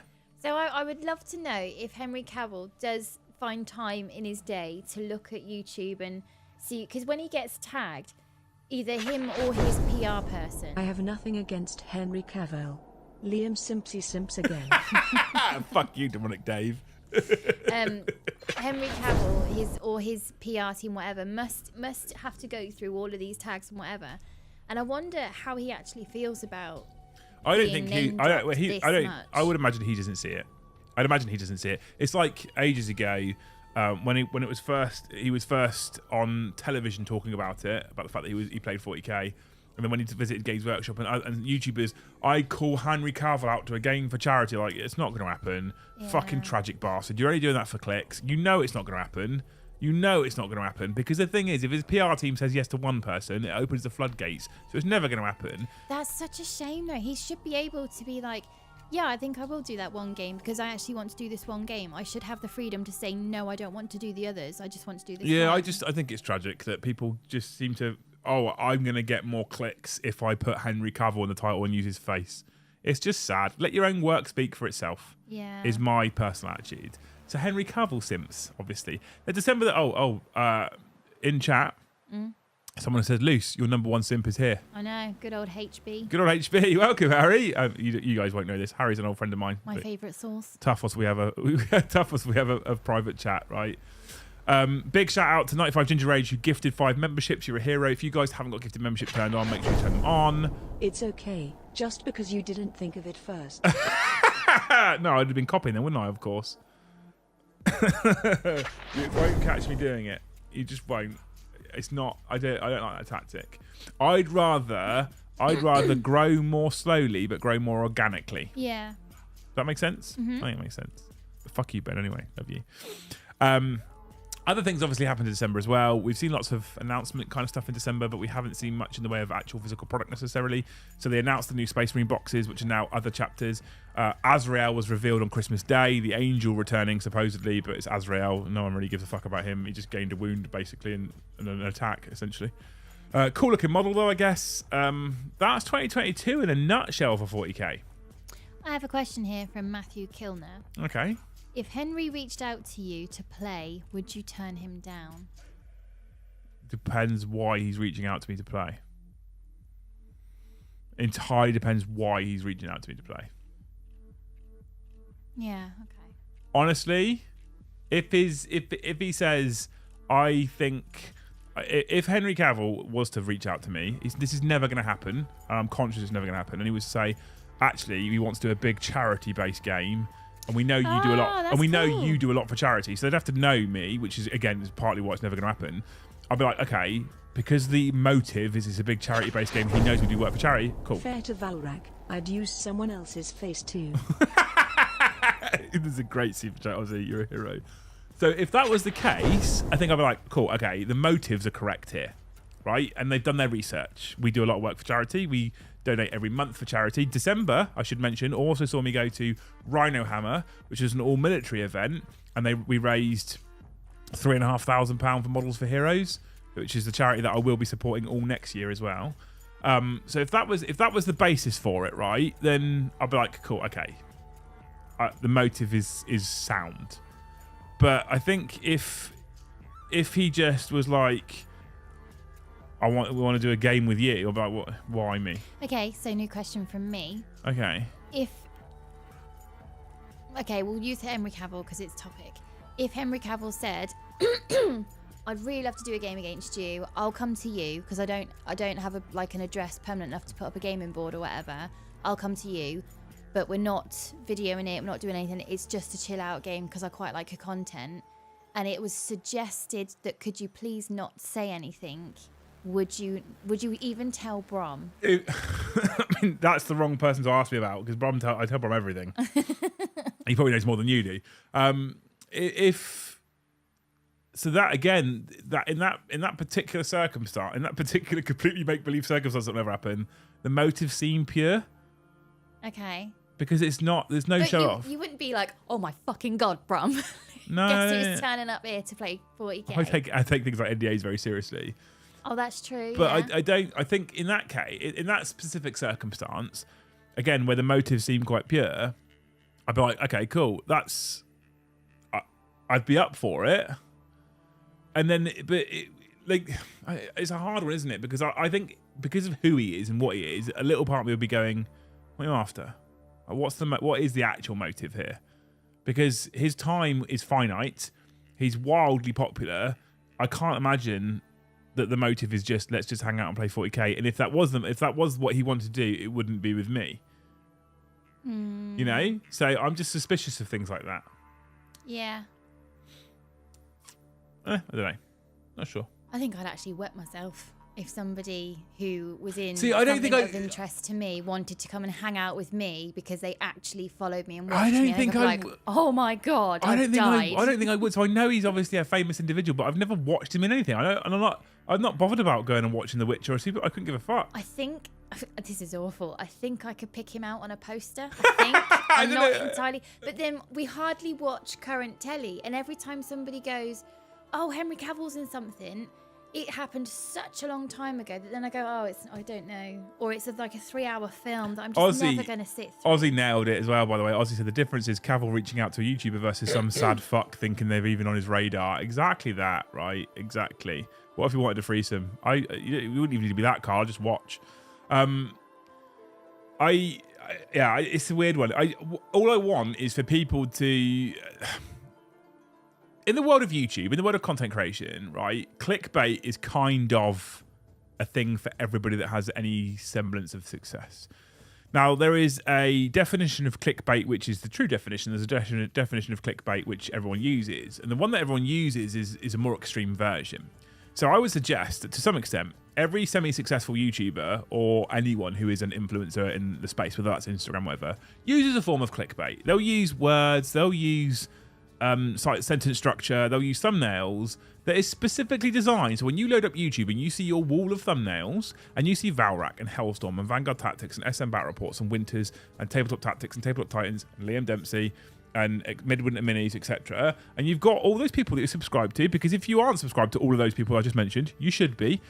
And you'll see those wall of thumbnails. What we're doing at that point, despite the fact that I'm telling you that you should be subscribed to all those people, what I'm also doing at that point is I'm competing for your time. Okay, so when I put a video up or a stream or a stream on demand, I'm saying I want you as an audience to choose my video or my stream over anybody else's video or anybody else's stream. But that's advertising 101. No, of course it is. So I could go live on let's say a Thursday. I could go live on a Thursday, and Valrak could be live at the same time, and Winters could be live at the same time, and Hellstorm could be live at the same time, and I'm live as well with a team, and I've got Joe and I've got Brom, for example. And I'm going to try and pull you in somehow. Now, with a game stream, it's slightly harder because I'm just saying it's Army X versus Army Y. So what I do on game streams, you'll notice more frequently, is I'll be posting to Instagram and posting to Facebook and posting to Twitter during the day. Like, don't forget, we're live tonight. Please be ready for us and don't worry about everybody else.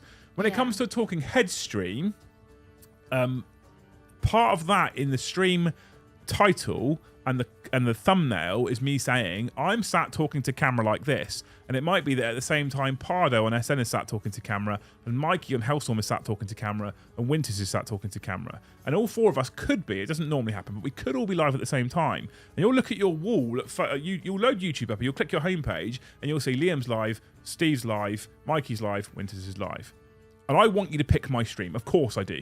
That's why I'm sat here.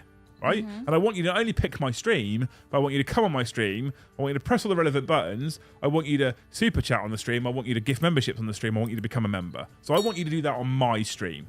I don't want you to fuck off to Mikey's stream and gift memberships. I want you to do it on my stream. I don't want you to fuck off to Steve's stream and super chat and do it on my stream. The only time I want you to go and do that on those streams is if you've already done it on mine anyway. To be clear, I do want you to do all those things on those people's streams, but I just don't want them to be done on those streams instead of mine. Does that make sense? I'm being honest here, right?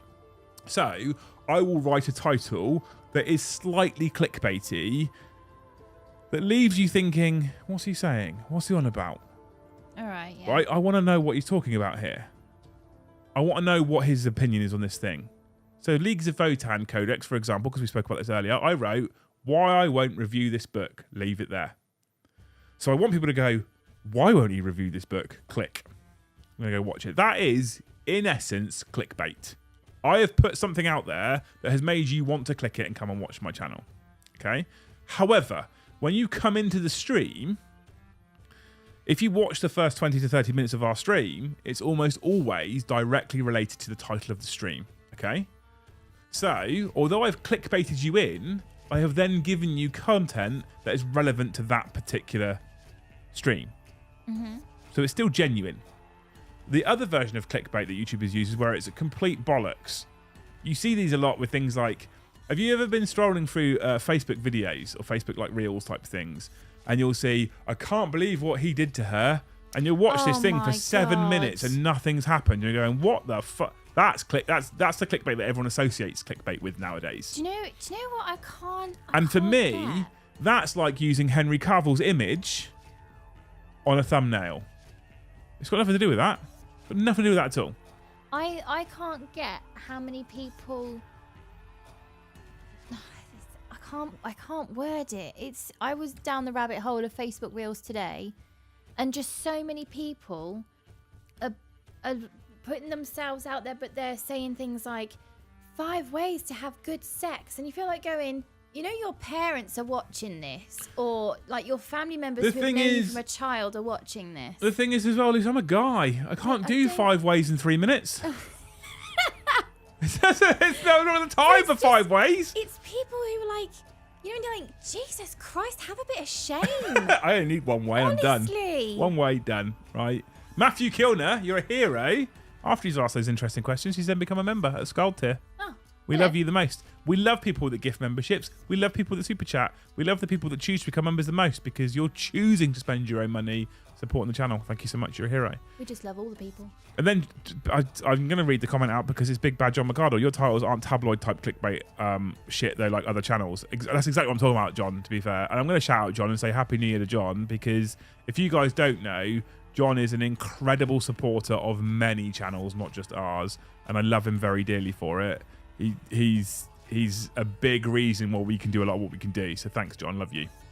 But yeah, so the Henry Cavill simps showed their faces in December, and I'll be honest with you, and for what it's worth, which is probably a grand total of absolutely fuck all, I lost a lot of respect for a lot of people in that particular time. Oh, really? Yeah, genuinely. Oh. Genuinely. A lot of people that jumped on the Henry Cavill bandwagon with thumbnails and fucking Instagram posts and stories, and I was like, oh my fucking God, come on. Like, the big thing for me is let your work speak for itself. Yeah. Yeah. You know? But it's such a competitive field, so I do understand why. No, it What's is. it called No, again? Simp. The simping it is, happens. And that's one of the things. That's one of the reasons why I do, you know, I do give them a little bit of leeway. This world is a competitive world in general. The YouTube space is wildly competitive. The YouTube space in a tiny little niche like 40k is even more competitive. It's just wildly competitive. And there are so many good channels out there, and there's just so many channels out there now. When YouTube started in the 40k space, you had Tabletop Tactics, Striking Scorpion, Mini Wargaming, Winters. It was about it. That was kind of it back then, really. How many years ago? Wow, we're talking 2014, so Oh, okay. 8 years ago. I think Tactics launched in 2000. I think Tactics were the OG after Mini Wargaming. I think they both launched 2014. In fact, What's OG? Original Gangsters. In fact, you don't know any. My She doesn't know any modern day terms, chat. She's a proper old lady. I need to write something down. So I think the originals were Mini Wargaming because we did a podcast with Dave from Mini Wargaming and we talked about when they first started on YouTube. And when they first started on YouTube, you couldn't upload a whole battle report in one go because it wouldn't let you. So they had to upload the different phases. And when they started the Vault, the Mini Wargaming Vault, which was their version of like on-demand 40k, you would sign up to the Vault or they would send you DVDs because you couldn't stream games live over the internet like Netflix. And I bet you, as wonderful as they are now and how far they've come now, I wonder if they regard those times as the best. Well, Dave was like, it was just a whole new world, and they were trailblazers. They were the people that took it and went, this is what we can make money out of. Yeah. And like, yeah, so if you're a Vault member, they sent you a DVD of a new video each time. And YouTube, they had to upload a game as multiple videos just to get the whole game out there because it was like 10-minute chunks at a time. It wouldn't take the whole thing. It wouldn't take the whole video. So wow. yeah, they did it before everybody else, as far as I'm aware. And then it was Tactics and Striking Scorpion, and then I think Winter shortly after. And that was like, for me, that was the original 4, right? So I think there was, I don't think there's anything wrong with folks doing vids on the Amazon Cavill news. It's huge 40k news after all. It's how someone went about it, I guess, is the issue. Yes, Ozzy. John, no, you're driving. You shouldn't be doing that. I know, I saw that, naughty. Oh, man. John, thanks for gifting 50, man. You're a hero. It's like having that one kid in the room where you're like, please don't push that big red button. It says do not touch. Don't touch it. John is the kid that has to touch it. He has to press the button. He has to press the button. I didn't call you. I called you out for the previous versions of this that you've done, mate, not to do it tonight. So you say you're home and jet lagged to hell. I hope you get some rest, bud, before the working week starts. I hope you enjoyed your holiday away. I saw the picture of where you was. It looks fucking incredible, and I'm very jealous. But Luke doesn't do sunny places, so we can't go. No, I don't. Basically. I like it cold and barren like my soul. Oh, no, I'm joking. He says not driving anymore, got home, got the takeout. Okay, that's fine. All right, we'll let you off. We'll let you off then. Getting takeout was a good choice. A good choice. I've got my emergency possible midnight pot noodle. I'm going to have some cereal, I think. Okay. Living the I wanted my crumpets, but they went mouldy. I didn't get to them in time. That means I now have to update this. Is it still going? It's still going. Hang on, it's still going. Is that done now? I think it's done now. Let's do a voucher. I'm going to have to open the thing up for a voucher, aren't I now, Luce? So that was the amazing 2022. I have had a blast for my first full year working for myself. I won't lie to you people. I've said this many times before. It is fucking terrifying and it's petrifying and it's horrible at the same time. But it's also the greatest. Like, genuinely the greatest. If somebody you met, say you were still doing the Rolls-Royce job and looking like shit while doing it. If a friend had said that this is how they pay their bills, would you have walked away and gone, he's crazy, he's jeopardising his financial future? When I quit Rolls-Royce, I had sleepless nights where I thought I was crazy. Like, what am I doing? But at least you were sleepless because you thought you were crazy. Not sleepless anymore because the workload was far, far too much. No, I was led there at times. I had my notice in and I was like, what have I done? I've got what have I done? I've got an important job in a high management-based position. I'm getting paid a crazy amount of money for what I'm doing. And I've just quit it so I can do YouTube. I'm not 15. Do you know when I had that thought? It was It was when I had my first proper wave of pregnancy nausea. Straight away of, what have we done? It's going to get worse. I was like that for like a month after I handed my notice in, and I kind of settled down a little bit because the other interesting thing was, I don't share this very often, chat. The other interesting thing was at the point in which I handed my notice in, YouTube wasn't making enough money to sustain us as well as the income from deployment zone. So I was like, I need to go. So I handed my notice in at the same time I ramped up streaming in like I fucking hope this works. I wonder if it's you needed the fear. I guess the fear is this has to work. I think the fear is what gives you the drive to a point. But I used to genuinely lay there at night thinking, what the fuck have I done? This is stupid. Almost on 3 occasions, on 3 occasions, my boss said to me, "Are you sure? Don't ask me that. We can tear up the paperwork." And and on 3 occasions, I nearly went, "Let's do that. This is silly. I should probably keep the job." You, babe. And every time the result, because I dare say as well, this sounds very egotistical, but my boss didn't want me to go. No, the trouble is you had an immediate manager who was really good, and then director who was really good, but it was the job. So my boss, who was director rail, was excellent, and his boss, who was the managing director of the company, was excellent. I got, if you remember rightly, I got called into head office for a meeting with the managing director. Like, are you sure you want to go? Yeah, look, I've pulled in the big boys. That was fucking hard to be like, yes. Like, because I was sat there going, no, I think I want to stay actually. But that was my head was going, I want to stay, and my heart was saying, no, let's give this a go. I've only had one job where I handed in my notice. I got called up to the office and she ripped it up in front of me, told me to stop being so ridiculous and go back downstairs because she's not losing me. So, so I tried to quit. I'm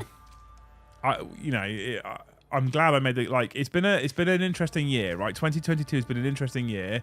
It's been genuinely terrifying all year, every single month. This is a view into the life of a YouTuber.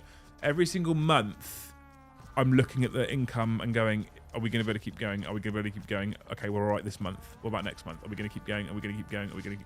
And one of the reasons, we take the piss out of other channels, but one of the reasons why I will not drop a stream, and I won't just not turn up to a stream, and I won't just I won't just cancel last minute, and I will try and keep up if I can the stream, is because I'm like, I need to keep this going so that we can make enough money. Because I have kids.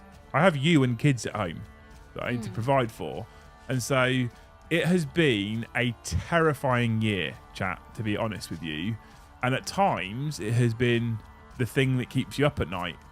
However, I'm not looking for sympathy, because I'm very excited, genuinely, to do it all again next year. I originally said to Luce when we quit, let's give it 3 months. Yeah. So my work was so desperate for me not to leave, they offered me a sabbatical. They offered me 3 months off, and then I could still go back if I wanted to.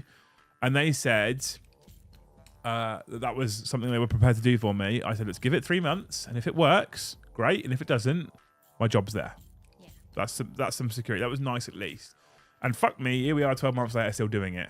I think it's good as well that if it ever does get a bit close to the bone, we go, right, what's the plan? Right, the plan is I'm going to text my boss, you're going to text your old boss, and then we'll see where that goes. Yeah. And it's like, yep, okay. So it's never, never, never burn bridges unless you absolutely have to. You know better than anyone that once a month I'm on job websites looking at current jobs that are available, just in case. And exactly, it's a just in case. It's always worth texting your old senior or your old line manager, whatever, and being like, how are you? How's everything going? Because my old boss texts me on Christmas Day. Sometimes, not all the time, sometimes it's who you know. My old boss texts me on Christmas Day, like, happy Christmas, catch up soon. Is this quarterly coffee? Yeah, he does. He arranges quarterly coffee with me. Yeah. And like, how you going? Want to come back to work? Like, no.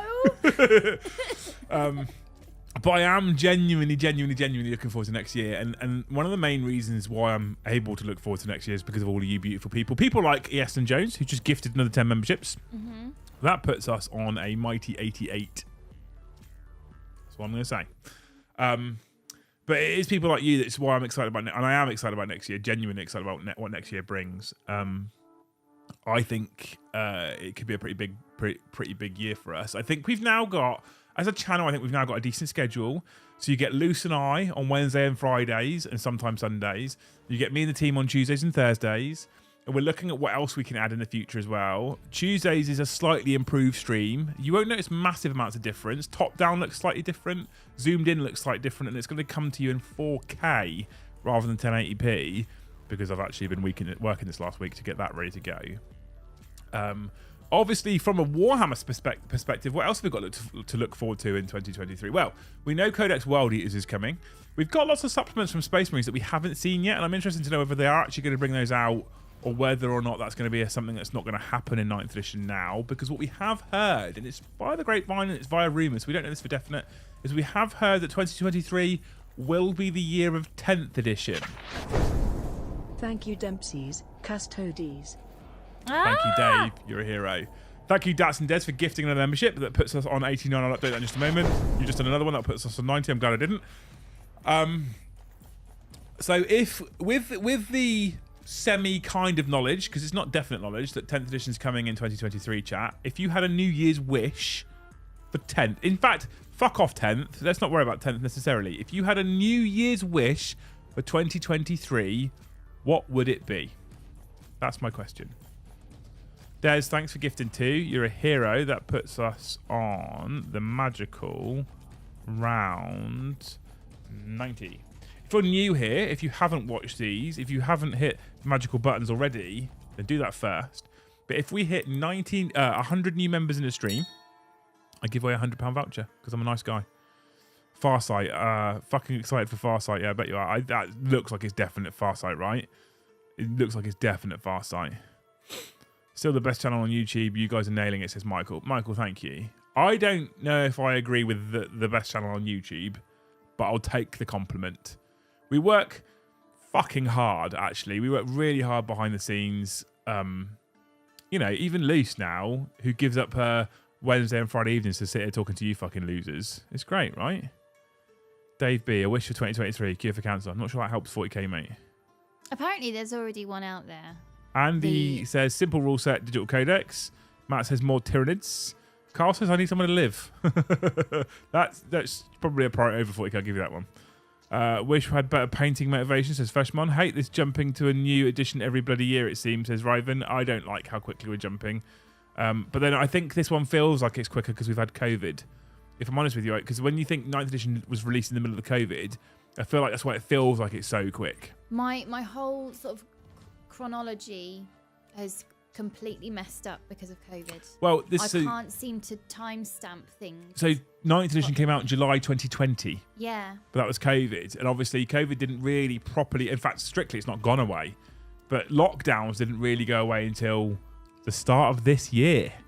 I'll bump into people and it'll blow my mind. Even before COVID, it'll blow my mind and I'll say things like, when was the last time I saw you? And they say, 6 years ago. COVID was only 2 years ago. Yeah. But for some reason, time before that has completely gone for me as well. I can't seem to place people correctly. Matt says, just joined. My wish for 2023 to come in the top 50 of Tau players in the UK using my crew. I mean, that's a bold statement. I just hope the World Eaters Codex is decent, not OP, but not shite either. I mean, I think everyone hopes for that, mate. I could do with a lottery win. That'd be nice for 2023. Boris, again, I'm not sure that's 40k related.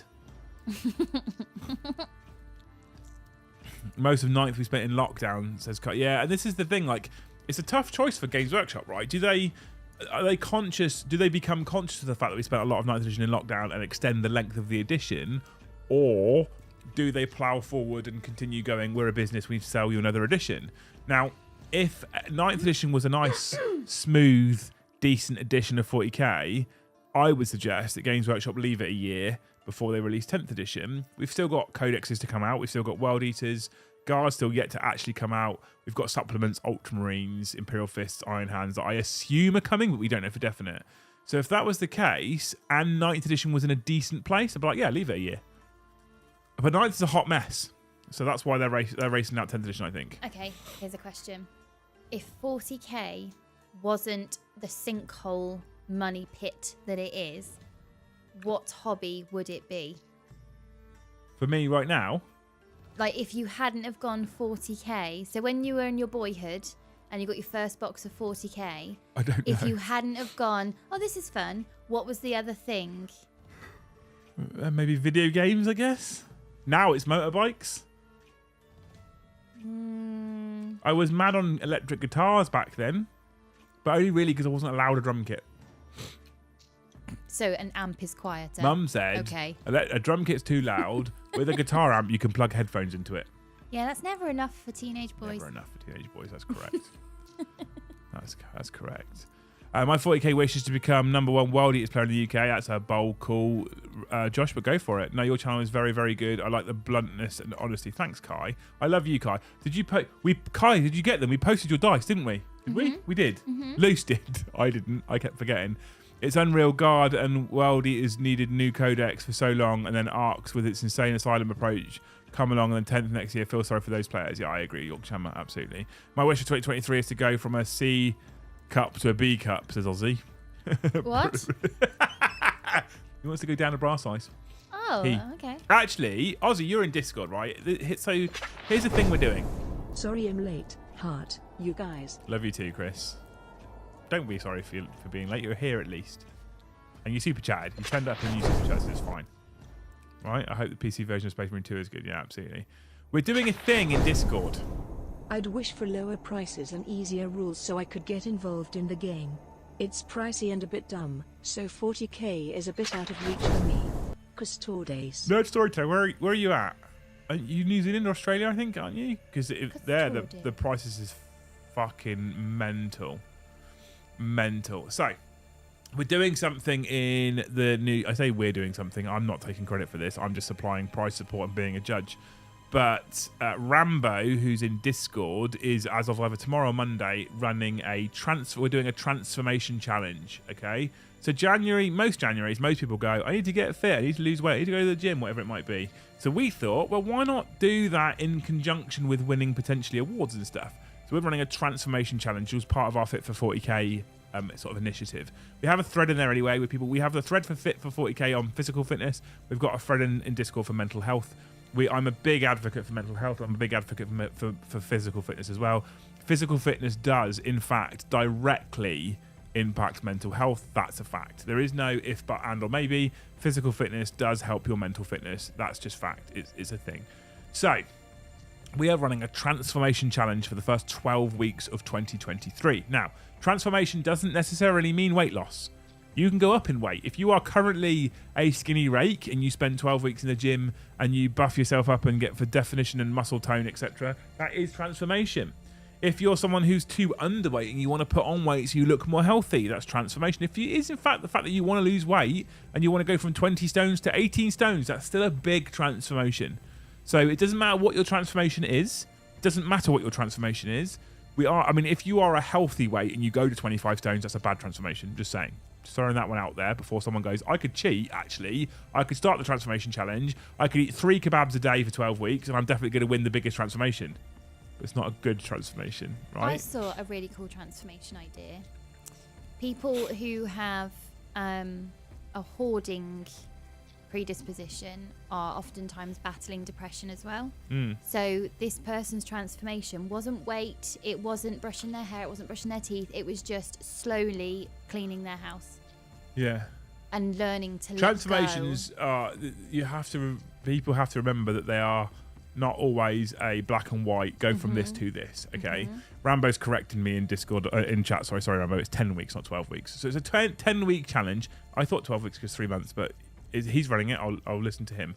It's a 10-week challenge, right? 10-week transformation challenge. If you DM him on Discord, and his name in Discord is Rambo as well, so if you're in Discord, you can ask him, right? Do your 10-week challenge. At the end of the 10 weeks, him and I will judge it. We've got prizes. We're looking at combat patrol boxes, and I think he's a personal trainer. He's offering one-on-one training and coaching for free and stuff like that.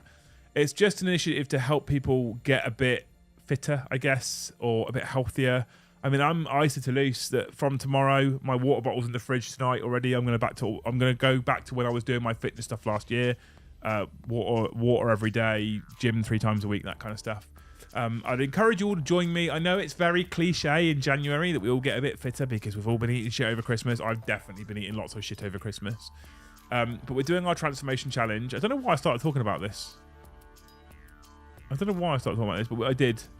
Anyway, it's something exciting to do. Oh, it's because someone said they wanted to go from a C cup to a B cup. I remember now. Yeah. So we're doing that challenge. The last time I spoke to Rambo, which was either yesterday or today, he had like 4 sign-ups, which is fine because it means he can manage 4 people and coach them, and that's brilliant. I would love for him to have more than 4 people. Right? I would love him to have more than 4 people. So it'd be great if he had 10 people. So I've actually got a challenge to pick who's had the best transformation. We are going to be building, either tomorrow or Monday, I'll be building a private thread in Discord. Rambo will give me the list of Discord names of people that are involved. You will be the only people that will be given access to that thread. So when you're taking photos of yourself, etc., it won't be that the whole of Discord can see it. Yeah. Because that's important, right? So only the people that Rambo tells me is actively participating in the challenge for 10 weeks will have access to the thread so that you can encourage each other and talk to each other and etc. Right? There you go. Liam, are your kids still starving? No, Kai, no. They are so hungry. We had to put them to bed early just so they could conserve body heat. No. Exclamation mark chat. No. Exclamation mark chat. No. You've made this a thing now. That's the problem. Come down. You've now made this a thing. It needs to come down. Exclamation mark chat. We'll think of another one. She gets so awkward. Dave. Paul Fuchsius. Is that the right? Have I said that right? Is that right? Welcome to the channel. Welcome to Jarl tier. You've just missed this month's Jarl's only giveaway. We'll be starting the next one in about a week or so. Keep an eye on Discord. Do I have to be completely naked asking for a friend? Yes, James, you have to be completely naked. And for those photos, you should DM them to Rambo daily, all right? Yeah. You could be like a sundial. He just wants to see below the belly button. That's all he cares about, right? That's all he cares about. So 2023, I'm hoping for a slightly... Here so you can feed the kids. Heart loose. So I'm hoping for a slightly more streamlined version of 40k with 10th edition. I don't want it to be ridiculously oversimplified, but I would like a slightly more streamlined version. I would love a decent 40k app. that isn't a free Battlescribe app. That'd be quite cool. I want World Eaters to be a respectable faction. Looking at their unit choice, I'm not hopeful, but you know. What else I want for 2023 with 40k? It's a hard one, actually. It's a hard one to really answer. I tell you what I would love. I would love to see at least another set of Aspect Warriors go to plastic rather than... if you do, you'll be blocked. Rather than Finecast. I would actually hear something that you wouldn't expect to hear from me. I'd actually like to see Space Marines be semi-frightening again and be a decent force. Because at the moment they're just toilet. I'd like to see Space Marines have some bite. That'd be quite cool, right? That'd be nice. Are they the ones that always get called Smurfs? That's Brom Space Marines. They're the blue ones. Yeah. There's a chapter of the Space Marines that are called the Ultramarines, and they're the Smurfs. They're all painted blue. Are they the ones Brom's got? Yeah. Ultramarine. Yeah, because they're beige. Because they're beige? Yeah, I mean, they're blue, but in terms of how you describe them as a... Oh, okay. They're beige. Oh, okay. Right? Dull. So... I think he's painted them really well. Oh, Paul, mate, that last one for 2023, Battlefleet Gothic, yes. Give me Battlefleet Gothic, please. I would be all over that like a tramp on hot sick. Liam, do you want to borrow a World Eaters on me for when the Codex comes out? No, thanks. At the moment, I don't care about World Eaters. Russ, to be honest with you, which Aspect Warriors would you want plastic if you could pick only one to go plastic soon? Striking Scorpions. Easy pick. Easy pick. Warp Spiders close second, I reckon, and then Swooping Hawks third. But Striking Scorpions in plastic is what I would want. I want my Krieg to have a proper list. Yeah, absolutely. With proper Krieg rules, Riven, as well, right? I just want my Blueberries to get murdered by the Red Butchers. They've got to be part of the World Eater somehow. Gothic. God, I love that game. Yeah, I'll bring back Battlefleet Gothic. I said it before, was it Spartan? It might be Spartan. Or Fire... No, who was it who made it? Was it Spartan? I used to play a game called Firestorm Armada. Love that game. And that was only because Battlefleet Gothic had died. I want Battlefleet Gothic back. We've got half an hour till midnight, Luce. I know. There's been a few people from Denmark that have already rung in the new year. Oh, yeah, because it was half an hour ago, right? Yeah. Because they're an hour ahead in European times. Yeah. Yeah, we don't use their time, though, because we left that Europe nonsense. Been waiting for them since 1993, damn it. I've still got a Battlefleet Gothic box set. Have you really? Jesus. I honestly thought BFG, like Big Big Friendly Giant. Like, yeah. what? What's... I mean, I think I believe it because there's AOS, but I'm not sure.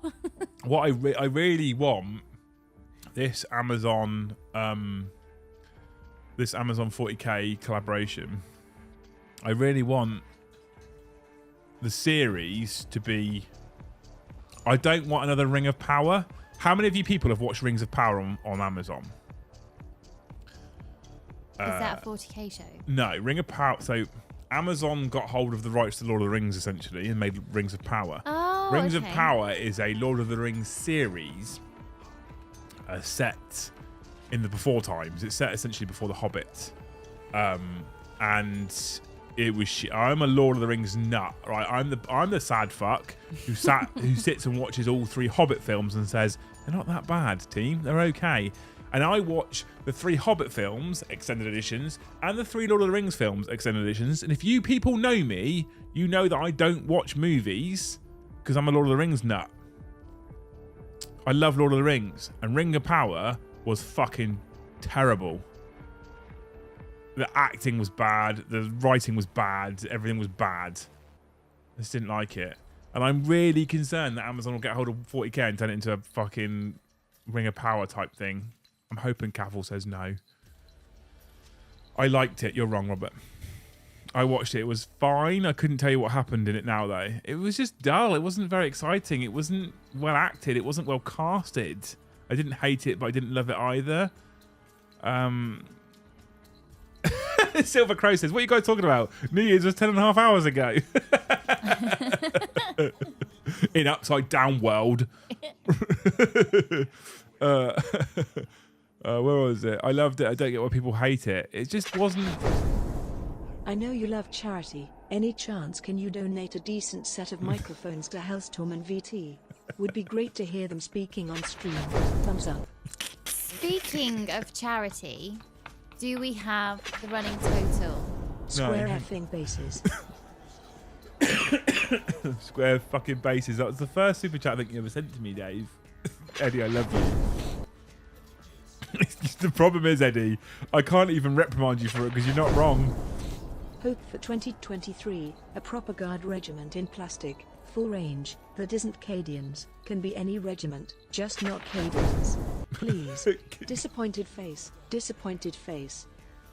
Can be any regiment, just not Cadians, Paul says. So you want more Cadians? Is that what you're saying? Which one do I need? Is it that one or is it that one? What are you looking for? I'm looking for my spreadsheet. Ooh! Which, yeah, you've oh, this is the one with more graphs in it.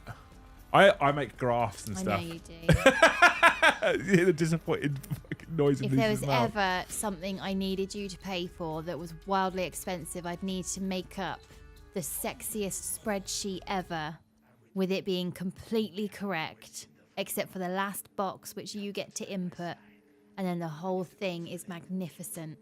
And then I could finally say, darling, the fridge broke. I need you to buy a new one. That's the weirdest kinky I've ever Which heard. other channel would you like to do a collab with in the new year? What armies are being used Tuesday? Also, Happy New Year. So at the moment, Big Bad Pete. By the way, thank you other people. Thank you Paul, thank you Dave, and thank you Eddie for the super chats. Eddie actually made me laugh quite hard. Big Bad Peter Gaming. We don't know what channels, what armies going to be used on Tuesday at the moment because we don't currently know the players. So it was originally me, Joe, and Brom, but Joe's come down with a chest infection. So if he's not clear by Tuesday, I'm not going to have him coughing all over you people for the whole stream because it just won't be fun for you guys to watch it, right? So potentially it's me and Brom and another person. I'm waiting for a reply from Paddy, which I haven't seen whether I've got one yet because I'm currently talking to you people, right? So pass at the moment. I'm trying to work out this fucking revenue now. This is going to be a pain in the arse, isn't it? You don't want to bring B team in? Who's beating you? Yeah. You'll be at Taekwondo, Luce, with the kids. Yeah, we get back by 7. That will probably make me nervous because it's a whole new stream setup. Okay. So, oh my god, how do I make this work? Monthly. That's not the one, is it? Da, da, da. Yeah, you keep talking to chat. Have you already had Big Bad Peter Gaming super chat come through? Yes. Oh, okay. Yeah. Oh, yeah. Sorry, I've just read the last line. Rings a bell now. I'm gonna have to do this off. I thought you did it. No, I have it written down somewhere. But are we donating to Mind next year as well? no, we're not donating to mine next year. We're donating to... Next year, we're donating to Models for Heroes instead. Oh, that would be Rhino Hammer. He was there for Rhino Hammer. Yes. That's amazing. Models for Heroes. I can't believe that hasn't been started sooner. Considering how many military or forces in general, how many people who do stressful jobs like that do Warhammer. So not even just forces, ambulance, police, hospitals, stressful jobs, definitely attracts this hobby. Right, okay, right. I'm starting to get it now. I'm starting to make it work. So, custom. This is gripping stuff. This isn't gripping stuff. You need to talk to chat, Liz, because you've made me work this out now, and I don't. Oh my god, I'm breaking things. Well, you should have done it earlier. What's that? Piss poor preparation or something about piss poor performance. Either way, it's piss poor. So April. Okay, right, we can do it now. The whole year. You've Fucking got no, I got to do it month on month, Yeah. but I can now do it, Okay. and then I can work out the total. But I've got to keep going in and customly applying each month on month. Do you want me to work it out on a calculator as you go? No, I don't need to work it out on a calculator. I've got a spreadsheet that'll make it all for me. Don't you worry. See what I mean, chat, about spreadsheets? I love a good spreadsheet. A good spreadsheet's great. The thing is, because I have to break out the individual super chat based revenue, right, which isn't an easy metric to find, and then I have to work out YouTube's cut, income tax, etc. Because I always said that it would be after taxes and what have you, that it would become it would be the donated total, and then it has to work out all that nonsense and then add it all together. So I'm going to just sit here and do this quietly for a minute. Chat, talk amongst yourselves if you want. Right, I don't. Or you can super chat because I can't actually see what you're saying right now because I'm doing my spreadsheet. I've also got to make sure I leave out November because November is for British Legion. Royal British Legion, correct. Yorkshire Hammer says, it's because 40k offers a form of escapism, an opportunity to expand our imagination for people in high-stress jobs. I fully understand that, but this hobby, for me, is stress. And I don't know how you can have a stressful job, come home, and just not want to sit in front of the telly and just nobody say your name for the rest of the evening. I don't know how you all manage to get... Because getting the hobby ready, it takes about half an hour to get all your bits out, get your water, paints, whatever. It's just... It's like a whole other stress pulling on a resource again. You reckon? Yeah, definitely. I think anyone who does a high stress job and still has capacity for a hobby, I think that's I genuinely don't find 40k as high stress, if I'm honest with you. I find it I agree what that person just said. Was it Yorkshire Hammer? I agree what he just said. I feel like it's stress relief, which is amazing. I feel like it's a chill thing. Because I can focus on... I think it's because I can focus on something else rather than focusing on real world problems. I can just focus on 40k. Even with the... Excuse me. You say even with the getting the bits out and the rules and all that kind of stuff. I don't, because I'm not thinking about anything else. That's the important part at that point. Iestin says you did 2 months to Red Cross in Ukraine too. Oh fuck! Which ones were they? Oh, for heaven's sake! That was February and March, wasn't it? That February and March? I feel like it was February and March because I think GW made the Ukraine statement in February. But you are correct. I would have donated twice otherwise. Fuck. I thought it started in March. Was it March, no, it started April? February, didn't it? Was it start March? I think it's March. Tell me, chat. Hang on. Tell me, chat. You are right, though. Oh my fucking god.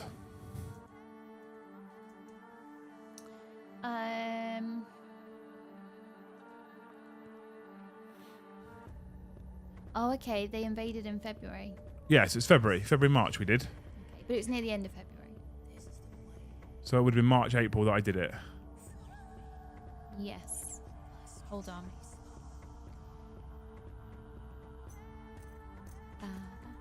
I've got to do spreadsheet coding now live. So March, See, this is stressful.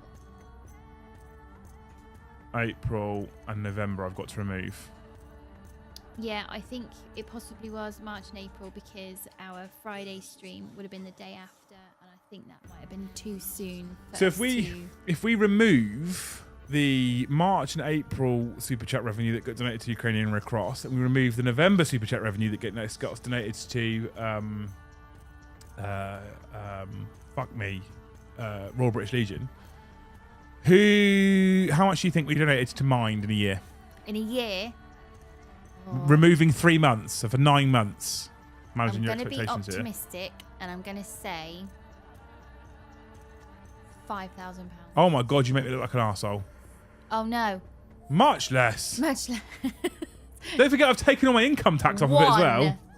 £1,033.64. Fucking, I made me look terrible there, babe. Well, that's something to aspire to next year, isn't it? That couldn't have gone more wrong, could it? I was thinking like 500 quid. Like, oh, that's great, babe. We've done double that. It's £1,000. You went £5,000. Oh, right, now I feel like we haven't done enough. Hang on. I'm going to see if there's some kind of way. Good way to end the year watching Liam do admin. Fuck you, Carl. I'm done now. I'm done, right? I'm done.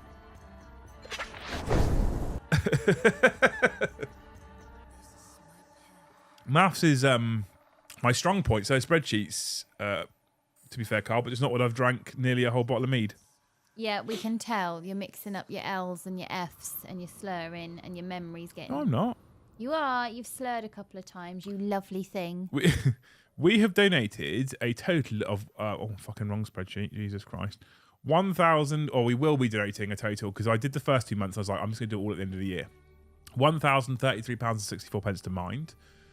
There was, however, a little break for Mind where we donated to Red Cross, Ukrainian Red Cross, a total of £226.15. And then the November charity streams for Royal British Legion made a total of 85 quid, which went to British Legion. Now, next year, I will continue. November will always be Royal British Legion because of the Poppy Appeal. But that money, instead of going to Mind, is going to go to Models for Heroes. So we've done well donating to Mind. That's great, right? I should also mention as well, although I say we've donated £1,000 to Mind, we have an anonymous donator who's matched all of our donations to Mind. So we've doubled it. So I say 1,000, we've done 2,000. That's amazing. We doubled it. Our anonymous donator matched our donations to Mind all year. That's amazing. So we've done 2,000. So we are actually responsible for £2,000 donated to Mind. Now next year I'm going to switch to Models for Heroes, and the reason why I'm switching to Models for Heroes is a couple of reasons. Okay, so Mind is a massive. So the reason why I decided to do this is because I Silver Crow. the reason why I decided to do this is because when we went full time and the super chats did start to increase because you guys are all legends, I was wildly uncomfortable with the generosity. So the way that I made myself more comfortable with the generosity, Preforming tax fraud with Liam. Custodians. so the reason why I decided to do this is because I felt uncomfortable with the donation amounts. So the way I sort of justified it to myself, the way I felt more comfortable with it was, I said that if we donated 10% of whatever we made to a charity, I'd feel better about it. It's not a great amount of money. When you take out YouTube's cut and you take out tax, etc., like income tax, etc., it's not a huge amount of money that we are donating, but I am siphoning a portion of my own earnings off to charity, and that makes me feel better about the fact that people are donating to watch us live, right? That was important to me. So we picked Mind because Mind has directly impacted our family in the past, which is important. And at the point, I don't think I'd done a lot of work with any other charity. I've done a little bit for Models for Heroes in the past. We did a charity stream with Mini Wargaming Dave at Vanguard Tactics at Factorum, and we raised enough money to donate 750 quid to Mind, 750 quid to Models for Heroes, which was amazing. But that was a one-off because Factorum had told me about this charity and explained Models for Heroes to me. Now, since then, I've got to know Malcolm, who is the guy who owns and runs and is the, I don't know what you would call the person in charge of a charity. Kind of CEO, but not CEO. I don't know what they are. Yeah, you can be chief executive. But so he's a guy who Models for Heroes is his baby. It was his inception. He's the guy who runs the charity. Models for Heroes is a UK-based charity that supports both current and veterans in the armed forces, but also emergency services, so ambulance service, police service, fire service, etc. And what they essentially do, this is why this is such a perfect charity fit to us. So firstly, I'm a veteran, so that's one of the reasons why it's already a perfect fit, because it's a veterans-based charity and it's owned and run by veterans, and a lot of the volunteers are veterans, so it's ticking the box straight away. But the other reason is, what they then do is they use the tabletop hobby, and not just 40k, they use model aeroplanes and model tanks and model all sorts, but they use the tabletop hobby as kind of a therapy, essentially.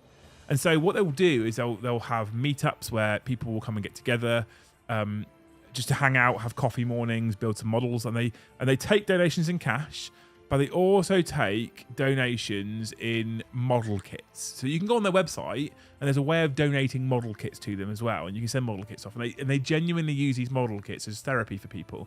Because I used to do this as well. Luce will tell you, I used to do this. I would sit here after a stressful day at work, and the second I started building or painting something, then I'd start talking, because I'm focusing on what I'm building or painting, right? And it works, because you're relaxed, you've escaped into whatever it is you're doing, and it's easy to talk about it. You're not thinking about the thing, but you're just talking about it. And so they use model building, they use model kits as a kind of therapy, essentially. And that's an incredible, like, how perfect is that as a fit for us? So they're helping people's mental health with model kits, as well as financial donations, and it's based on ex-forces and emergency services. It's just such a perfect fit, I think, that if we can at the end of next year be donating £1,000 to Models for Heroes, who are a much smaller charity, they're going to feel that donation more than Mind. Mind aren't going to be sad about the donation, let's be clear, but Models for Heroes are going to feel it more than Mind. You know what I mean? Well, yeah. Mind will still need donations though, because mental health will Of course, forever no, of be- course. I'm requesting that 10% of this super chat gets split between Mind and an apple for the children to share. Yeah, your face at that point. Okay, all right. We'll go for a 70-30 split. 70 to Mind and 30% to the apple. 10% of the 30% of your 10% to the apple. She looks so angry! Exclamation mark chat. But yeah, I think in terms of a charity, like you're right. Mind still needs supporting, but Mind are a big charity that will have lots of donations from lots of people, which is good, and people should keep doing that. That's amazing. However, I already have more of a personal relationship with Models for Heroes anyway, because I've got to know the guy who runs the charity, and they are growing, which is great. And I'd like to be involved in that growth because I think it's really important. And the work they do and how they do it, it's just really nice that they're using the thing that we love, the thing that brings us all together. And we sit here talking about the hobby and stuff. The thing that brings us together, they're using that then as a kind of therapy to help other people cope with things like PTSD, or they've had people that have essentially become near enough agoraphobic who have then come out to meets to do hobbying, which is really important. So I'm excited to do more work. So next year, I'm not going to donate to Mind. We've done a year with Mind. Next year, we're going to donate to Models for Heroes. And this might become a permanent thing, but it also might be that we stick with Models for Heroes. I don't know yet. So don't let Luce get away with bullying your drunk ass. That's right. Cheers, Dutch. Happy New Year. Thank you, Michael. Happy New Year to you too, man. We are 9 minutes away officially in the UK. In the UK. Yeah, it's important. It's important to me to do this charity work. Oh, also, people, considering that 10 to 15 minutes after midnight will probably be disappearing, you're only 10 memberships away from a £100 voucher. Just so you know. Just 10. You're only 110 away from £200 vouchers. I'm just saying.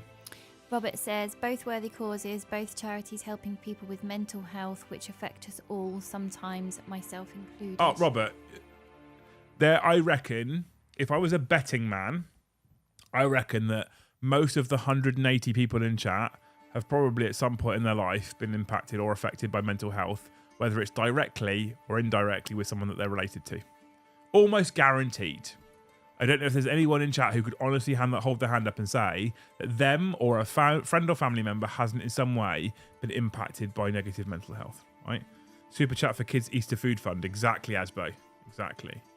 Exclamation mark gift is turned off, Carl. I didn't like that one. I wasn't sold on the exclamation mark chat one, but then Luce made such a big thing about it, I decided to keep it. I can't tell you how uncomfortable it makes me. She doesn't like it, though. No, I don't like it. I really actually fucking hate it. As you can tell, she's not a fan of it. And I don't know what person spends £1.50 on one apple. Honestly. Oh, I love it.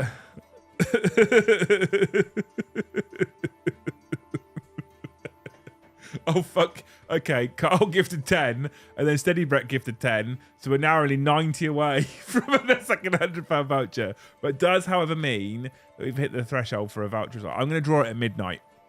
Okay, so I'm going to draw it at midnight my time, so that's in 2 minutes. All you have to do is chat in chat to be in with a chance of winning the voucher from now until midnight. Go. We're only 90 away from a second one. You could get that in before we go, by the way, team. You could get that in before we go, is all I'm saying. Right? That's all I'm saying. Yorkshire Hammer, both brilliant causes. It's important people try to influence the lives of others in a positive way. Mental health is something we all need to prioritise and also support others with if we are able. Absolutely. Completely agree, mate. I couldn't agree more. It's really important to me. It's why I'm crazy busy. I get a lot of messages. However, if any of you are struggling and you want to reach out to someone you don't know who to talk to, you can reach out to me. But do you know what aspect kind of gets overlooked a lot? James, thanks for the peach. Is it a peach? Well, I guess he's trying to be funny fucker with the apple comment. One side of mental health that gets overlooked an awful lot is who cares for the carers. Who cares for the carers? Because as awful as depression and anxiety and just terrible mental health is in general, it's probably, this sounds horrendous, but I hope I explain myself, it's probably the most selfish disease you could have, because you don't want to be this sap on resources and energy of everyone around you, but you're just so low, and it's the hardest thing to pick yourself up, because those around you are being impacted, because they can't go to work without worrying to death if you're okay. Yeah. We have, you're right. And it's really hard, and I know it sounds really mean to call it a selfish disease, but there's some cancers are curable or treatable, but depression and anxiety, I swear to God, once it's there, it's there. Yeah, I don't think it ever truly goes. So as a yeah. person who suffered from some of it, I don't think it ever truly goes away. Yeah. And you just learn to manage it better. But then the people around you then become the constant project of don't let them get low again. Yeah, no, you're right. You are right. And I do think that to some extent there needs to be. This is we're going to deep dive now. We're going to get serious now. By the way, I lied. You haven't got 2 minutes. You have more than that because it's midnight. I'm going to draw it. So you've got another 4 minutes. We currently have about 80 people that are entered in the giveaway. So you haven't chatted. 100 like people watching. If you haven't chatted, chat in chat. And then you could be in with a chance of winning a £100 voucher. If you're in the UK, I'll sort it with you through Element. If you're anywhere else in the world, I will sort it with you through the Games Workshop store of your country of current residence. So if you're in America, for example, I'll convert $100 to dollars on Google Currency Converter, go into US dollars. If it comes out like $108, I round it up to 110, $112 or $115, I'll round it up to $120, right? So don't worry if you're not in the UK, you can still win it. Anyway, so this sounds like for someone who's such a positive advocate for mental health, I hope that people will take this in the way it's intended. However, when I say it's okay to not be okay, that's true. Because it is okay to not be okay. When I say reach out to people and talk to those people, you should be doing that. Everyone should be doing that. Sometimes that's friends, sometimes that's professionals. Depending on the level of severity, it would often depend on where I would say you should go. So if it's on the lower end of severity, friends is probably enough to start with. If that severity if that mood continues to worsen, then potentially becomes a professional help-seeking problem. What I will say is, and I've been through this, Lucy's been through this, I've got friends that are through this, there also has to be a small burden of responsibility on the individual to want to try. But the trouble is, the low mood is oddly addictive because it's easier. Yeah, it's very hard to be the person who wants to try in that circumstance. Yeah. And I'm not saying be conscious of the people around you and don't talk to them, because that would have a negative impact. But I am saying be conscious of the people around you. And if they're the people that I would like to think that most people in chat have got good people around them who will be those sorts of people that will put their arm around you, recognize when things aren't okay, and be like, I'm here for you. And don't ever clam up because you don't want to burden them, but you need to work on yourself as well. As you rigged every giveaway this year against Costillon, I think it would be nice if you rigged this one in his favour. I think it's funnier, yes, if I don't. To be honest with you. Has he commented? Shall I see if he's in with a chance of winning the giveaway and just remove him from the pool? Pring, thanks mate. Hero. But I think that would be my 2023 thing, is to find a charity or a thing that cares for the carers. Cass, Cass hasn't commented, so he's not in the chat right now. He's not in the giveaway. Or has he commented? I can't see. Sorry, I missed what you just said then. I was reading. I would find a charity or something next year that cares for the carers. So when you have a... And I promise to troll you 30% less in 2023. 30% more. If you're trolling with big colourful postcards, it's 30% more. Caldor Pugrego. We are almost at midnight, people. It's almost time for that giveaway. And that means it's almost time for that new year, yeah. I don't know what the actual countdown timer is. I think it's on the laptop. Hang on. Should we go like Big Ben on the iPhone app? Oh, we got 15 seconds. 15 seconds. You give us a countdown? Yeah. Hang on. 10 seconds. Countdown. Dun, dun, dun, dun, dun, dun. 5 seconds. Dun, dun, dun, dun, dun.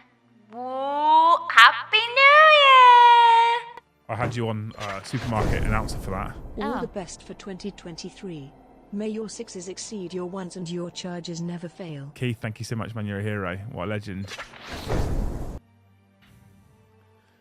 Forge Master, if you're in chat, sir.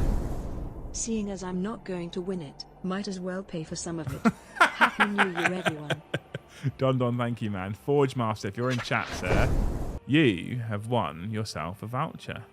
Happy New Year, everyone. I don't understand fireworks, Luce.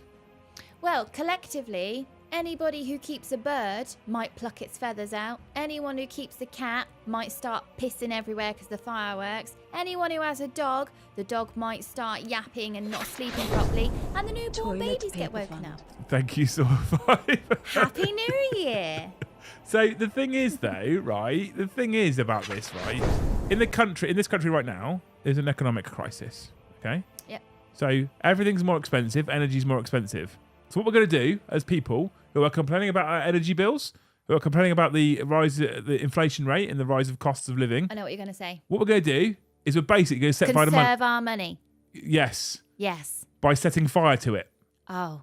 So what we'll do is we'll spend a lot of money. We'll set fire to it. Within 3 seconds, it'll go whiz bang, gone. Yeah. I agree with Ozzy. Fireworks should be banned for public. I agree. There was somebody last... Paul, Happy New Year. Thank you, Adrian. Happy New Year to you. Paul Fuchsia says, happy 11 a.m. That's fucking amazing. There was somebody last bonfire night set fire to a firework and held it until the last minute. Right. And that prick didn't need to go to A&E. Good. He should have gone. Stop holding fireworks. No. Blow your fucking hand off, you idiot. I'm glad he didn't have to go to A&E and use fucking taxpayers' money to heal a wound because he's a retard. Forge Master, I've seen you're still in chat. Good man. You have won the giveaway, sir. If you are in Discord as a member, which I'm hoping you are, because our Discord is the bestest ever. Because of you people, it's the bestest ever. Please, please, please, please, please go into Discord. DM me in Discord. Okay, I need 2 things from you. Country of origin. And I say country of origin, that's not entirely true. Current country of residence, so the country that you want the voucher bought in, and your email address. If that country is the UK or the EU, I want to know if you're happy receiving that as an element voucher. Okay, that's it. So 2 main things I need, potentially a third, depending on where you're based. That's all I need from you, sir. So just say to me, hey, I won the giveaway. I'm Forge Master on YouTube. If your name on Discord is wildly different, I'll need some proof that it's you, because I know what a lot of you fuckers are like. And in the end, in the morning, I have 8 messages from people going, hey, I won the giveaway. Yeah, of course you did. All right, people. And I'll sort you the voucher out, sir. It's New Year. It's 2023. You know. What is your goal for 2023? My goal is to be a little bit braver. Oh, okay. In what sense? To say to people when they are questioning my homeschooling choices or being horrible to me about going on holiday for a week so I don't murder one of you 3, is to say to their face, as and when, what? My watch had fireworks on it. Oh. I've never seen that before. Sorry, carry on. Is to say to their face, you got a problem? Instead of going home and they're going, butter, butter, butter, butter, when I'm at home. Rapidly. But actually being brave, putting my big girl pants on and saying, have you got a problem? Yeah. Like, what the fuck is up? It doesn't affect you. Yeah, I guess. Yeah. So be a little bit braver. Not necessarily abrasive or starting fires everywhere, but just like, when did we all get in this habit of not being brave? We've gotten really bitchy. I think the problem is that I think I don't want to deep dive down this one because this is a long one. But I think the problem is that we, as a nation in general, but I think as a species actually in general, have become afraid of speaking out for what we believe in for fear that we potentially offend someone, and therefore become then the victim of something akin to cancel culture, right? So often when someone does something or behaves in a certain way, we will not confront them or speak out because we're concerned that it could be taken out of context. It could make us out to be the evil, vindictive, nasty one. So in that regards, I kind of agree with you actually. Yeah, I think that's something that I've slowly but surely been working on in myself anyway. I'm conscious that historically, such a big, angry, aggressive person that I would go from 0 to 100 in no time at all. I would like to be the person who is more prepared to speak out more frequently about things that aren't right. So I've had this, for example, I've had this dilemma for the longest time with YouTube, with trolls. And I get a few. I don't get loads, but I get a few. And I want to reply to them so bad. But we mustn't. Everyone tells me that we mustn't, but why? Now, if I'm not on about necessarily being rude to those individuals, because that's me then becoming as bad as they are. However, why can't I say something to them? Why can't I see the evil in the world and say, that's not okay? You behave like that. So there's a difference between bullying. Like, you don't need to be a horrible person because you're having a shit day. That's not okay. But saying to somebody, I heard that you made this comment about me and my children. Let's talk about that right now. Yeah. Because I'm here right now. So are you. It's go time. Yeah. Yeah. Especially when you're defending people like children who are essentially innocents who don't stick up for themselves. Yeah, they can't advocate for themselves. So. Yeah. Neil Woodall, thank you for upgrading your membership. You're a hero. You're now a Jarl tier legend. Hazard 908 upgraded to Scald legend. You get your members only content.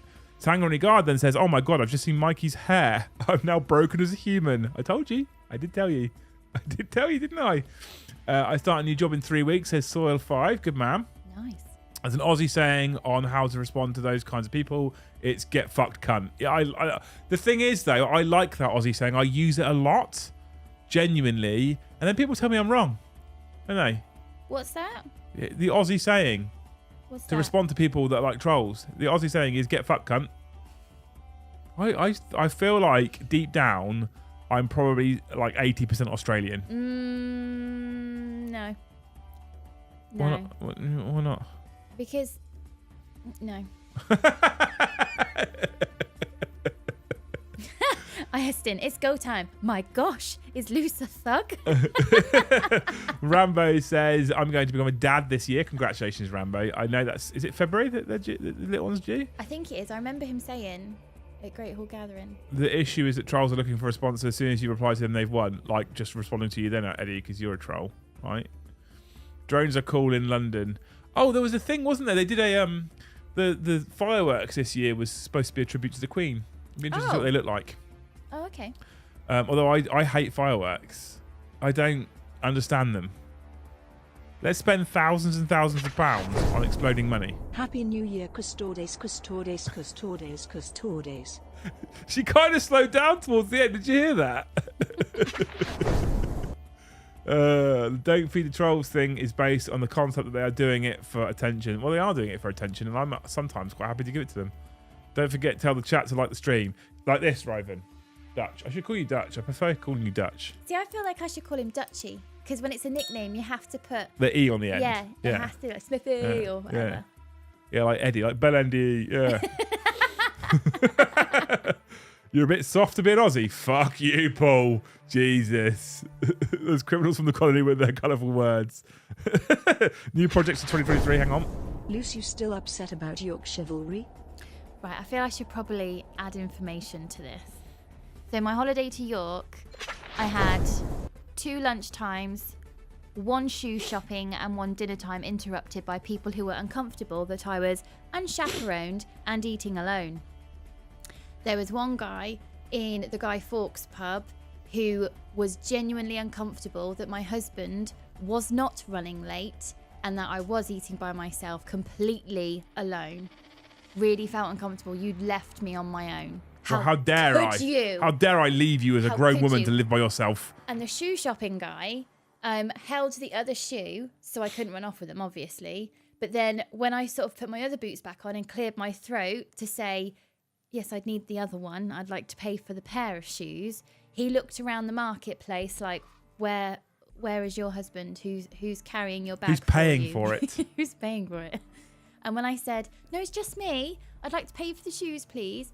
And then he sort of looked at me, honestly, mouth open, like, you don't sound like you're from York. And I said, you don't sound like you're from round here. So I said, no, I'm not from York. And he said, where are you from? And I went, well, Southampton. And he went, you've come all the way from Southampton on your own? Just to buy shoes. And I said, yeah. When do you go home? On Friday. Well, it's Tuesday. Yes. And I'm going to be fine until Friday when I go home. And then my dinner time in York got interrupted by a whole table of people who were at times staring at me, reading my book, drinking my glass of wine. I often stare at you, babe. It's exhausting. Gonna not be surprised when I turn on the stream and see Luce arrested for punching an MP. Hashtag brave Luce. I just don't understand how this has happened, that we're now okay with people bitching about us behind our backs. Yeah. Like, when did that happen? I don't actually know. And it's people who know us. Like, what the fuck? What the fuck, people? What the fuck? No, I'm not making them cups of tea anymore. Laura went to Glasgow to buy shoes. Oh my God. That's a long way to go for shoes. Did you travel back in time to the 50s? Michael, the answer to that is yes. She went to York. So yes. Still better than Coventry. That's not saying a lot, is it? To be honest with you, James, quite frankly. I'm super excited about 2023. As a channel, we're excited about 2023. The lads in the chat are excited. We've been building this new stream for this next week. Again, you won't notice massive differences to start with, but the potential that it gives us is quite high, so I'm super excited for that. We're going to add some more armies throughout the year. Obviously, super secret projects should launch this year. Touch wood. If you don't know what that is, you should have been paying attention. If you do know what that is, I'm very excited that should potentially launch this year, which should mean big things, because not only does it mean that we can then sell you guys 40k and you can buy your hobby products from us, but it also means we should be able to move into a slightly bigger, slightly more professional studio. So I'm super excited for it. I can't wait for 2023. 2022 was just the beginning. We did okay. I told you when we did the 2022 review that at the start of the year we had about 300 people in Discord. Mm-hmm. So I looked today on purpose. Okay. 970 plus in Discord now. I was going to say 5,000. Of course you were. She made anything that's impressive. She just. That's the woman she is, chat. That's what I have to live with. She's like, I was going to say 15 inches. Like, that's what I've got to deal with now. Oh, you know, go big, go home. I was really proud of the 970 plus people compared to the 300 we started with. That's in amazing. Discord. It's a really good number to build. Like, I think we're building something super special with this community. I think we're building something super special with this audience. And it's you guys that make it. I've said this before, right? Luce and I give you the space. We facilitate the community, but we're not the community. We facilitate it. We give you the space. You guys are what make the community what it is. I'm going to set targets tomorrow today, I guess, for 2023. And I'm going to work out how and what I want to do. Members, revenue, subs wise. I was like, is it too bold to go from 20,000 to 40,000 in a year? Probably, but aim high, aim big. I just did aim big and you criticised me for it. You aim too big. You aim too high. You've got wildly high standards considering what you married. What is the itinerary for the channel and for DCTV in the coming year? Maybe it's this is what you could have won. There's not a set itinerary, I don't think, Christian, to be fair, for any of it, really. We are ramping up the number of events that we're running for DZ in Factorum. We've got more GTs than before, more RTTs than before, and narrative events that are included. We've got a event in May at Element Games that we're super looking forward to and hoping that we can fill the hall up and you can all come and join us. Super Secret Project is hoping to go live in the summertime. Fingers crossed. If you know what that is, then great. If you don't know what that is, hey, let me explain it to you very quickly because you've decided to hang out past midnight on New Year's Eve. Super Secret Project is me launching with a business partner who is also a channel fan, a retail space where we can sell hobby products that also doubles up as a gaming hall and a studio in the UK. We want to take on some of the big retailers out there and change the norm, change what you accept as the normal from 40k or Games Workshop or hobby-based retailers in general. So I'm excited for that one. That's on the cards as well. I'm hoping... Why is she muted? Matt just super chatted hashtag Apple Fund, but she was muted for some reason. I don't know why. Hashtag Apple Fund. James Hobbs's peach was because it was £1.50, by the way. Yeah. Yeah. Yeah, because that would be the 30% at £5. Thanks, Matt. You're a hero. So, what was I saying? Yeah, so we've got Super Secret Projects on the horizon. I am getting moaned at by Play on Tabletop that I haven't gone and seen them yet. So, who wants me to go to Play on Tabletop? Because that's a fucking whole other expense as well, by the way. Talk to Warhammer World. I will be visiting Warhammer World a couple of times this year. I've already been talking to the lads about arranging a weekend up to Nottingham. Not an official Great Hall Gathering or an official Dempsey Con, but if we do plan a lads trip up to Nottingham for the weekend on the piss and going to Warhammer World, I will make sure you guys all know in Discord. So if you decide you want to join us at the same time, you would be more than welcome to, because that would be cool and fun and interesting. Right? Cool. Right. I think we're done. Are we done? Mm-hmm. Are you ready for bed? I'm going to have some cereal, I think. You're going to eat some cereal? Yeah. Oh, I might late night pot noodle it. Yeah, you can have that. Oh. Will Super Secret be able to sell to US-based customers? Samuel, to start with, no, because of the retailer contract that Games Workshop issue you means that EU-based businesses can only sell to the EU, can't sell to North America. If the business is if the business is a success, however, our intent is that we will eventually have a branch in the US. And then we will be able to. And if the business is a roaring success, that could happen in a couple of years. Kai, what's Play on Tabletop? Never heard of her. Oh dear. Oh dear. Still keen for Manny to return. I'll give him a shout. I haven't done the return journey to him yet. I need to do that first. Happy New Year, everyone. Wishing you all health, wealth, and happiness, and all your dice rolls be high, says Migraine. Hope you guys have all received your new dice by now. There's 2 people I'm expecting to get in touch with me because the lockers that I'm never using ever again were a bit dodgy. So if those 2 people do not come forward, I'm going to assume that the lockers worked and the dice got there. Yeah, okay. Fingers crossed. Yeah, I'm not impressed at all. Now, I would love another cross-stream collaboration, but not with VT. Okay, cool. Fucking Easton, don't do that now. Nick says, if we all super chat enough, maybe Luce will be able to afford to bring a proper chaperone with her next time she goes on holiday. Yeah, I didn't even get the choice to go, team.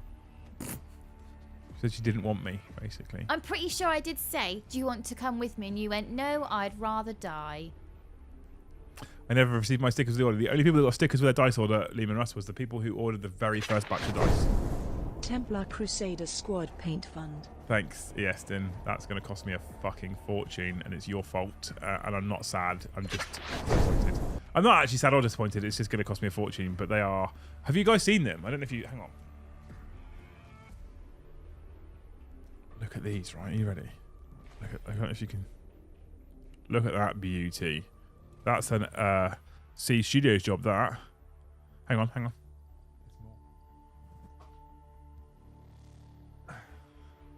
Look at this. Look at this beautiful fucking thing. C Studios at its finest. At its finest. Right, anyway. Hang on. Walking Death, can you, if you're in Discord, can you PM me and I'll chase up where they are? Yeah. He is. I think he's in Discord. If you can't PM her on Discord, email Luce, Luce, at deploymentzone.tv. Yeah, it's very pretty. Very, very pretty. I'm very happy with my sticker. It's because you're one of the OG. Darcy, you ordered the first batch. First batch got stickers. I am thinking about adding stickers to the store and buying packs of 5 stickers, but I don't know if anyone cares for packs of 5 stickers. Let me know. Right. You guys are amazing. Thank you so much for all the donations tonight. I will add this. So when I said we donated £1,000 to who did I say to Mind, I didn't include 10% of tonight's revenue. So whatever's been donated tonight, 10% of that will go on top of it. From me personally, but I know the whole team feel the same way. I want to say a massive, massive, massive thank you for 2022. Sorry. 2022 was a brave and bold year for us. It was something I was wildly frightened of, and it's turned out okay. I don't think I ever really genuinely expected at any point in my life to just work for myself for the year and do something like this and entertain people and be able to be my own boss. Again, if I was sitting to an audience of 5 people, this doesn't work. So massive shout out to you people. Thank you for hanging out with us. Thank you for being amazing. Thank you for all the incredible donations. Thank you for all the gifted memberships. Thank you for all the standard memberships. Thank you for all those people that have chosen to spend their own money to be a member of the channel. It means the world to us. You guys are incredible. But more importantly, thank you for the laughs. Like, I try and be funny and entertaining, and Luce really tries to be funny and entertaining. And Joe just turns up. Sometimes I don't think he even knows he's on camera. And he's quite funny and entertaining. We try our best to entertain you people, but you guys genuinely make us laugh as well. And this is, I said this earlier, and I genuinely mean it, it's symbiotic. It doesn't work without you. It's not as fun without you. You make me laugh, I think, almost as much as I hope we make you laugh. So thank you for being awesome. You guys are all incredible. And I really genuinely hope that 2023 is as good as, if not 10 times better than 2022. So thank you so much. And like the Freaky Thanes, Carl, those of you that are like, I appreciate all of you who choose to be members and spend your own money. Those of you that are Thanes, those of you that are Aces, words escape me as to how grateful I am for those people. That's amazing. However, are you ready for the first of 2023? Mm-hmm. Are you sure? The first one of 2023, just for you beautiful people right now. The world record for the most spoons balanced on a face at one time is 31 spoons balanced for 5 seconds. Do we think we can get Joe to beat that on stream this year? I think that's... He's got a big face. Well, half of it's got a beard on it, so... Yeah, you just put beards in that's the... like less, does that count? Less real estate there. If you just put a spoon in a beard, no, does that count as not balanced? on your face, is it? That's in the beard. Oh. It has to be on the face. Oh. So, but what you get to do is you get to place it. So if you accidentally go bonk with his head like that 31 times. If there's one thing I definitely want to do in 2023 is accidentally bonk Joe. That's definitely what I want to do. So there you go. I reckon, how many was it? 23? 31. 31, okay. Jesus Christ. So 32 spoons on Joe's face. 31. So we need to get 32 spoons on Joe's face to beat the record. Okay. Right. Metal spoons. There's our resolution for 2023. 32 spoons on Joe's face. Thank you so much for hanging out with us tonight, New Year's. Happy New Year's to all of you beautiful people. I hope you have a great 2023. Thank you so much for joining us, and we'll see you in the next one.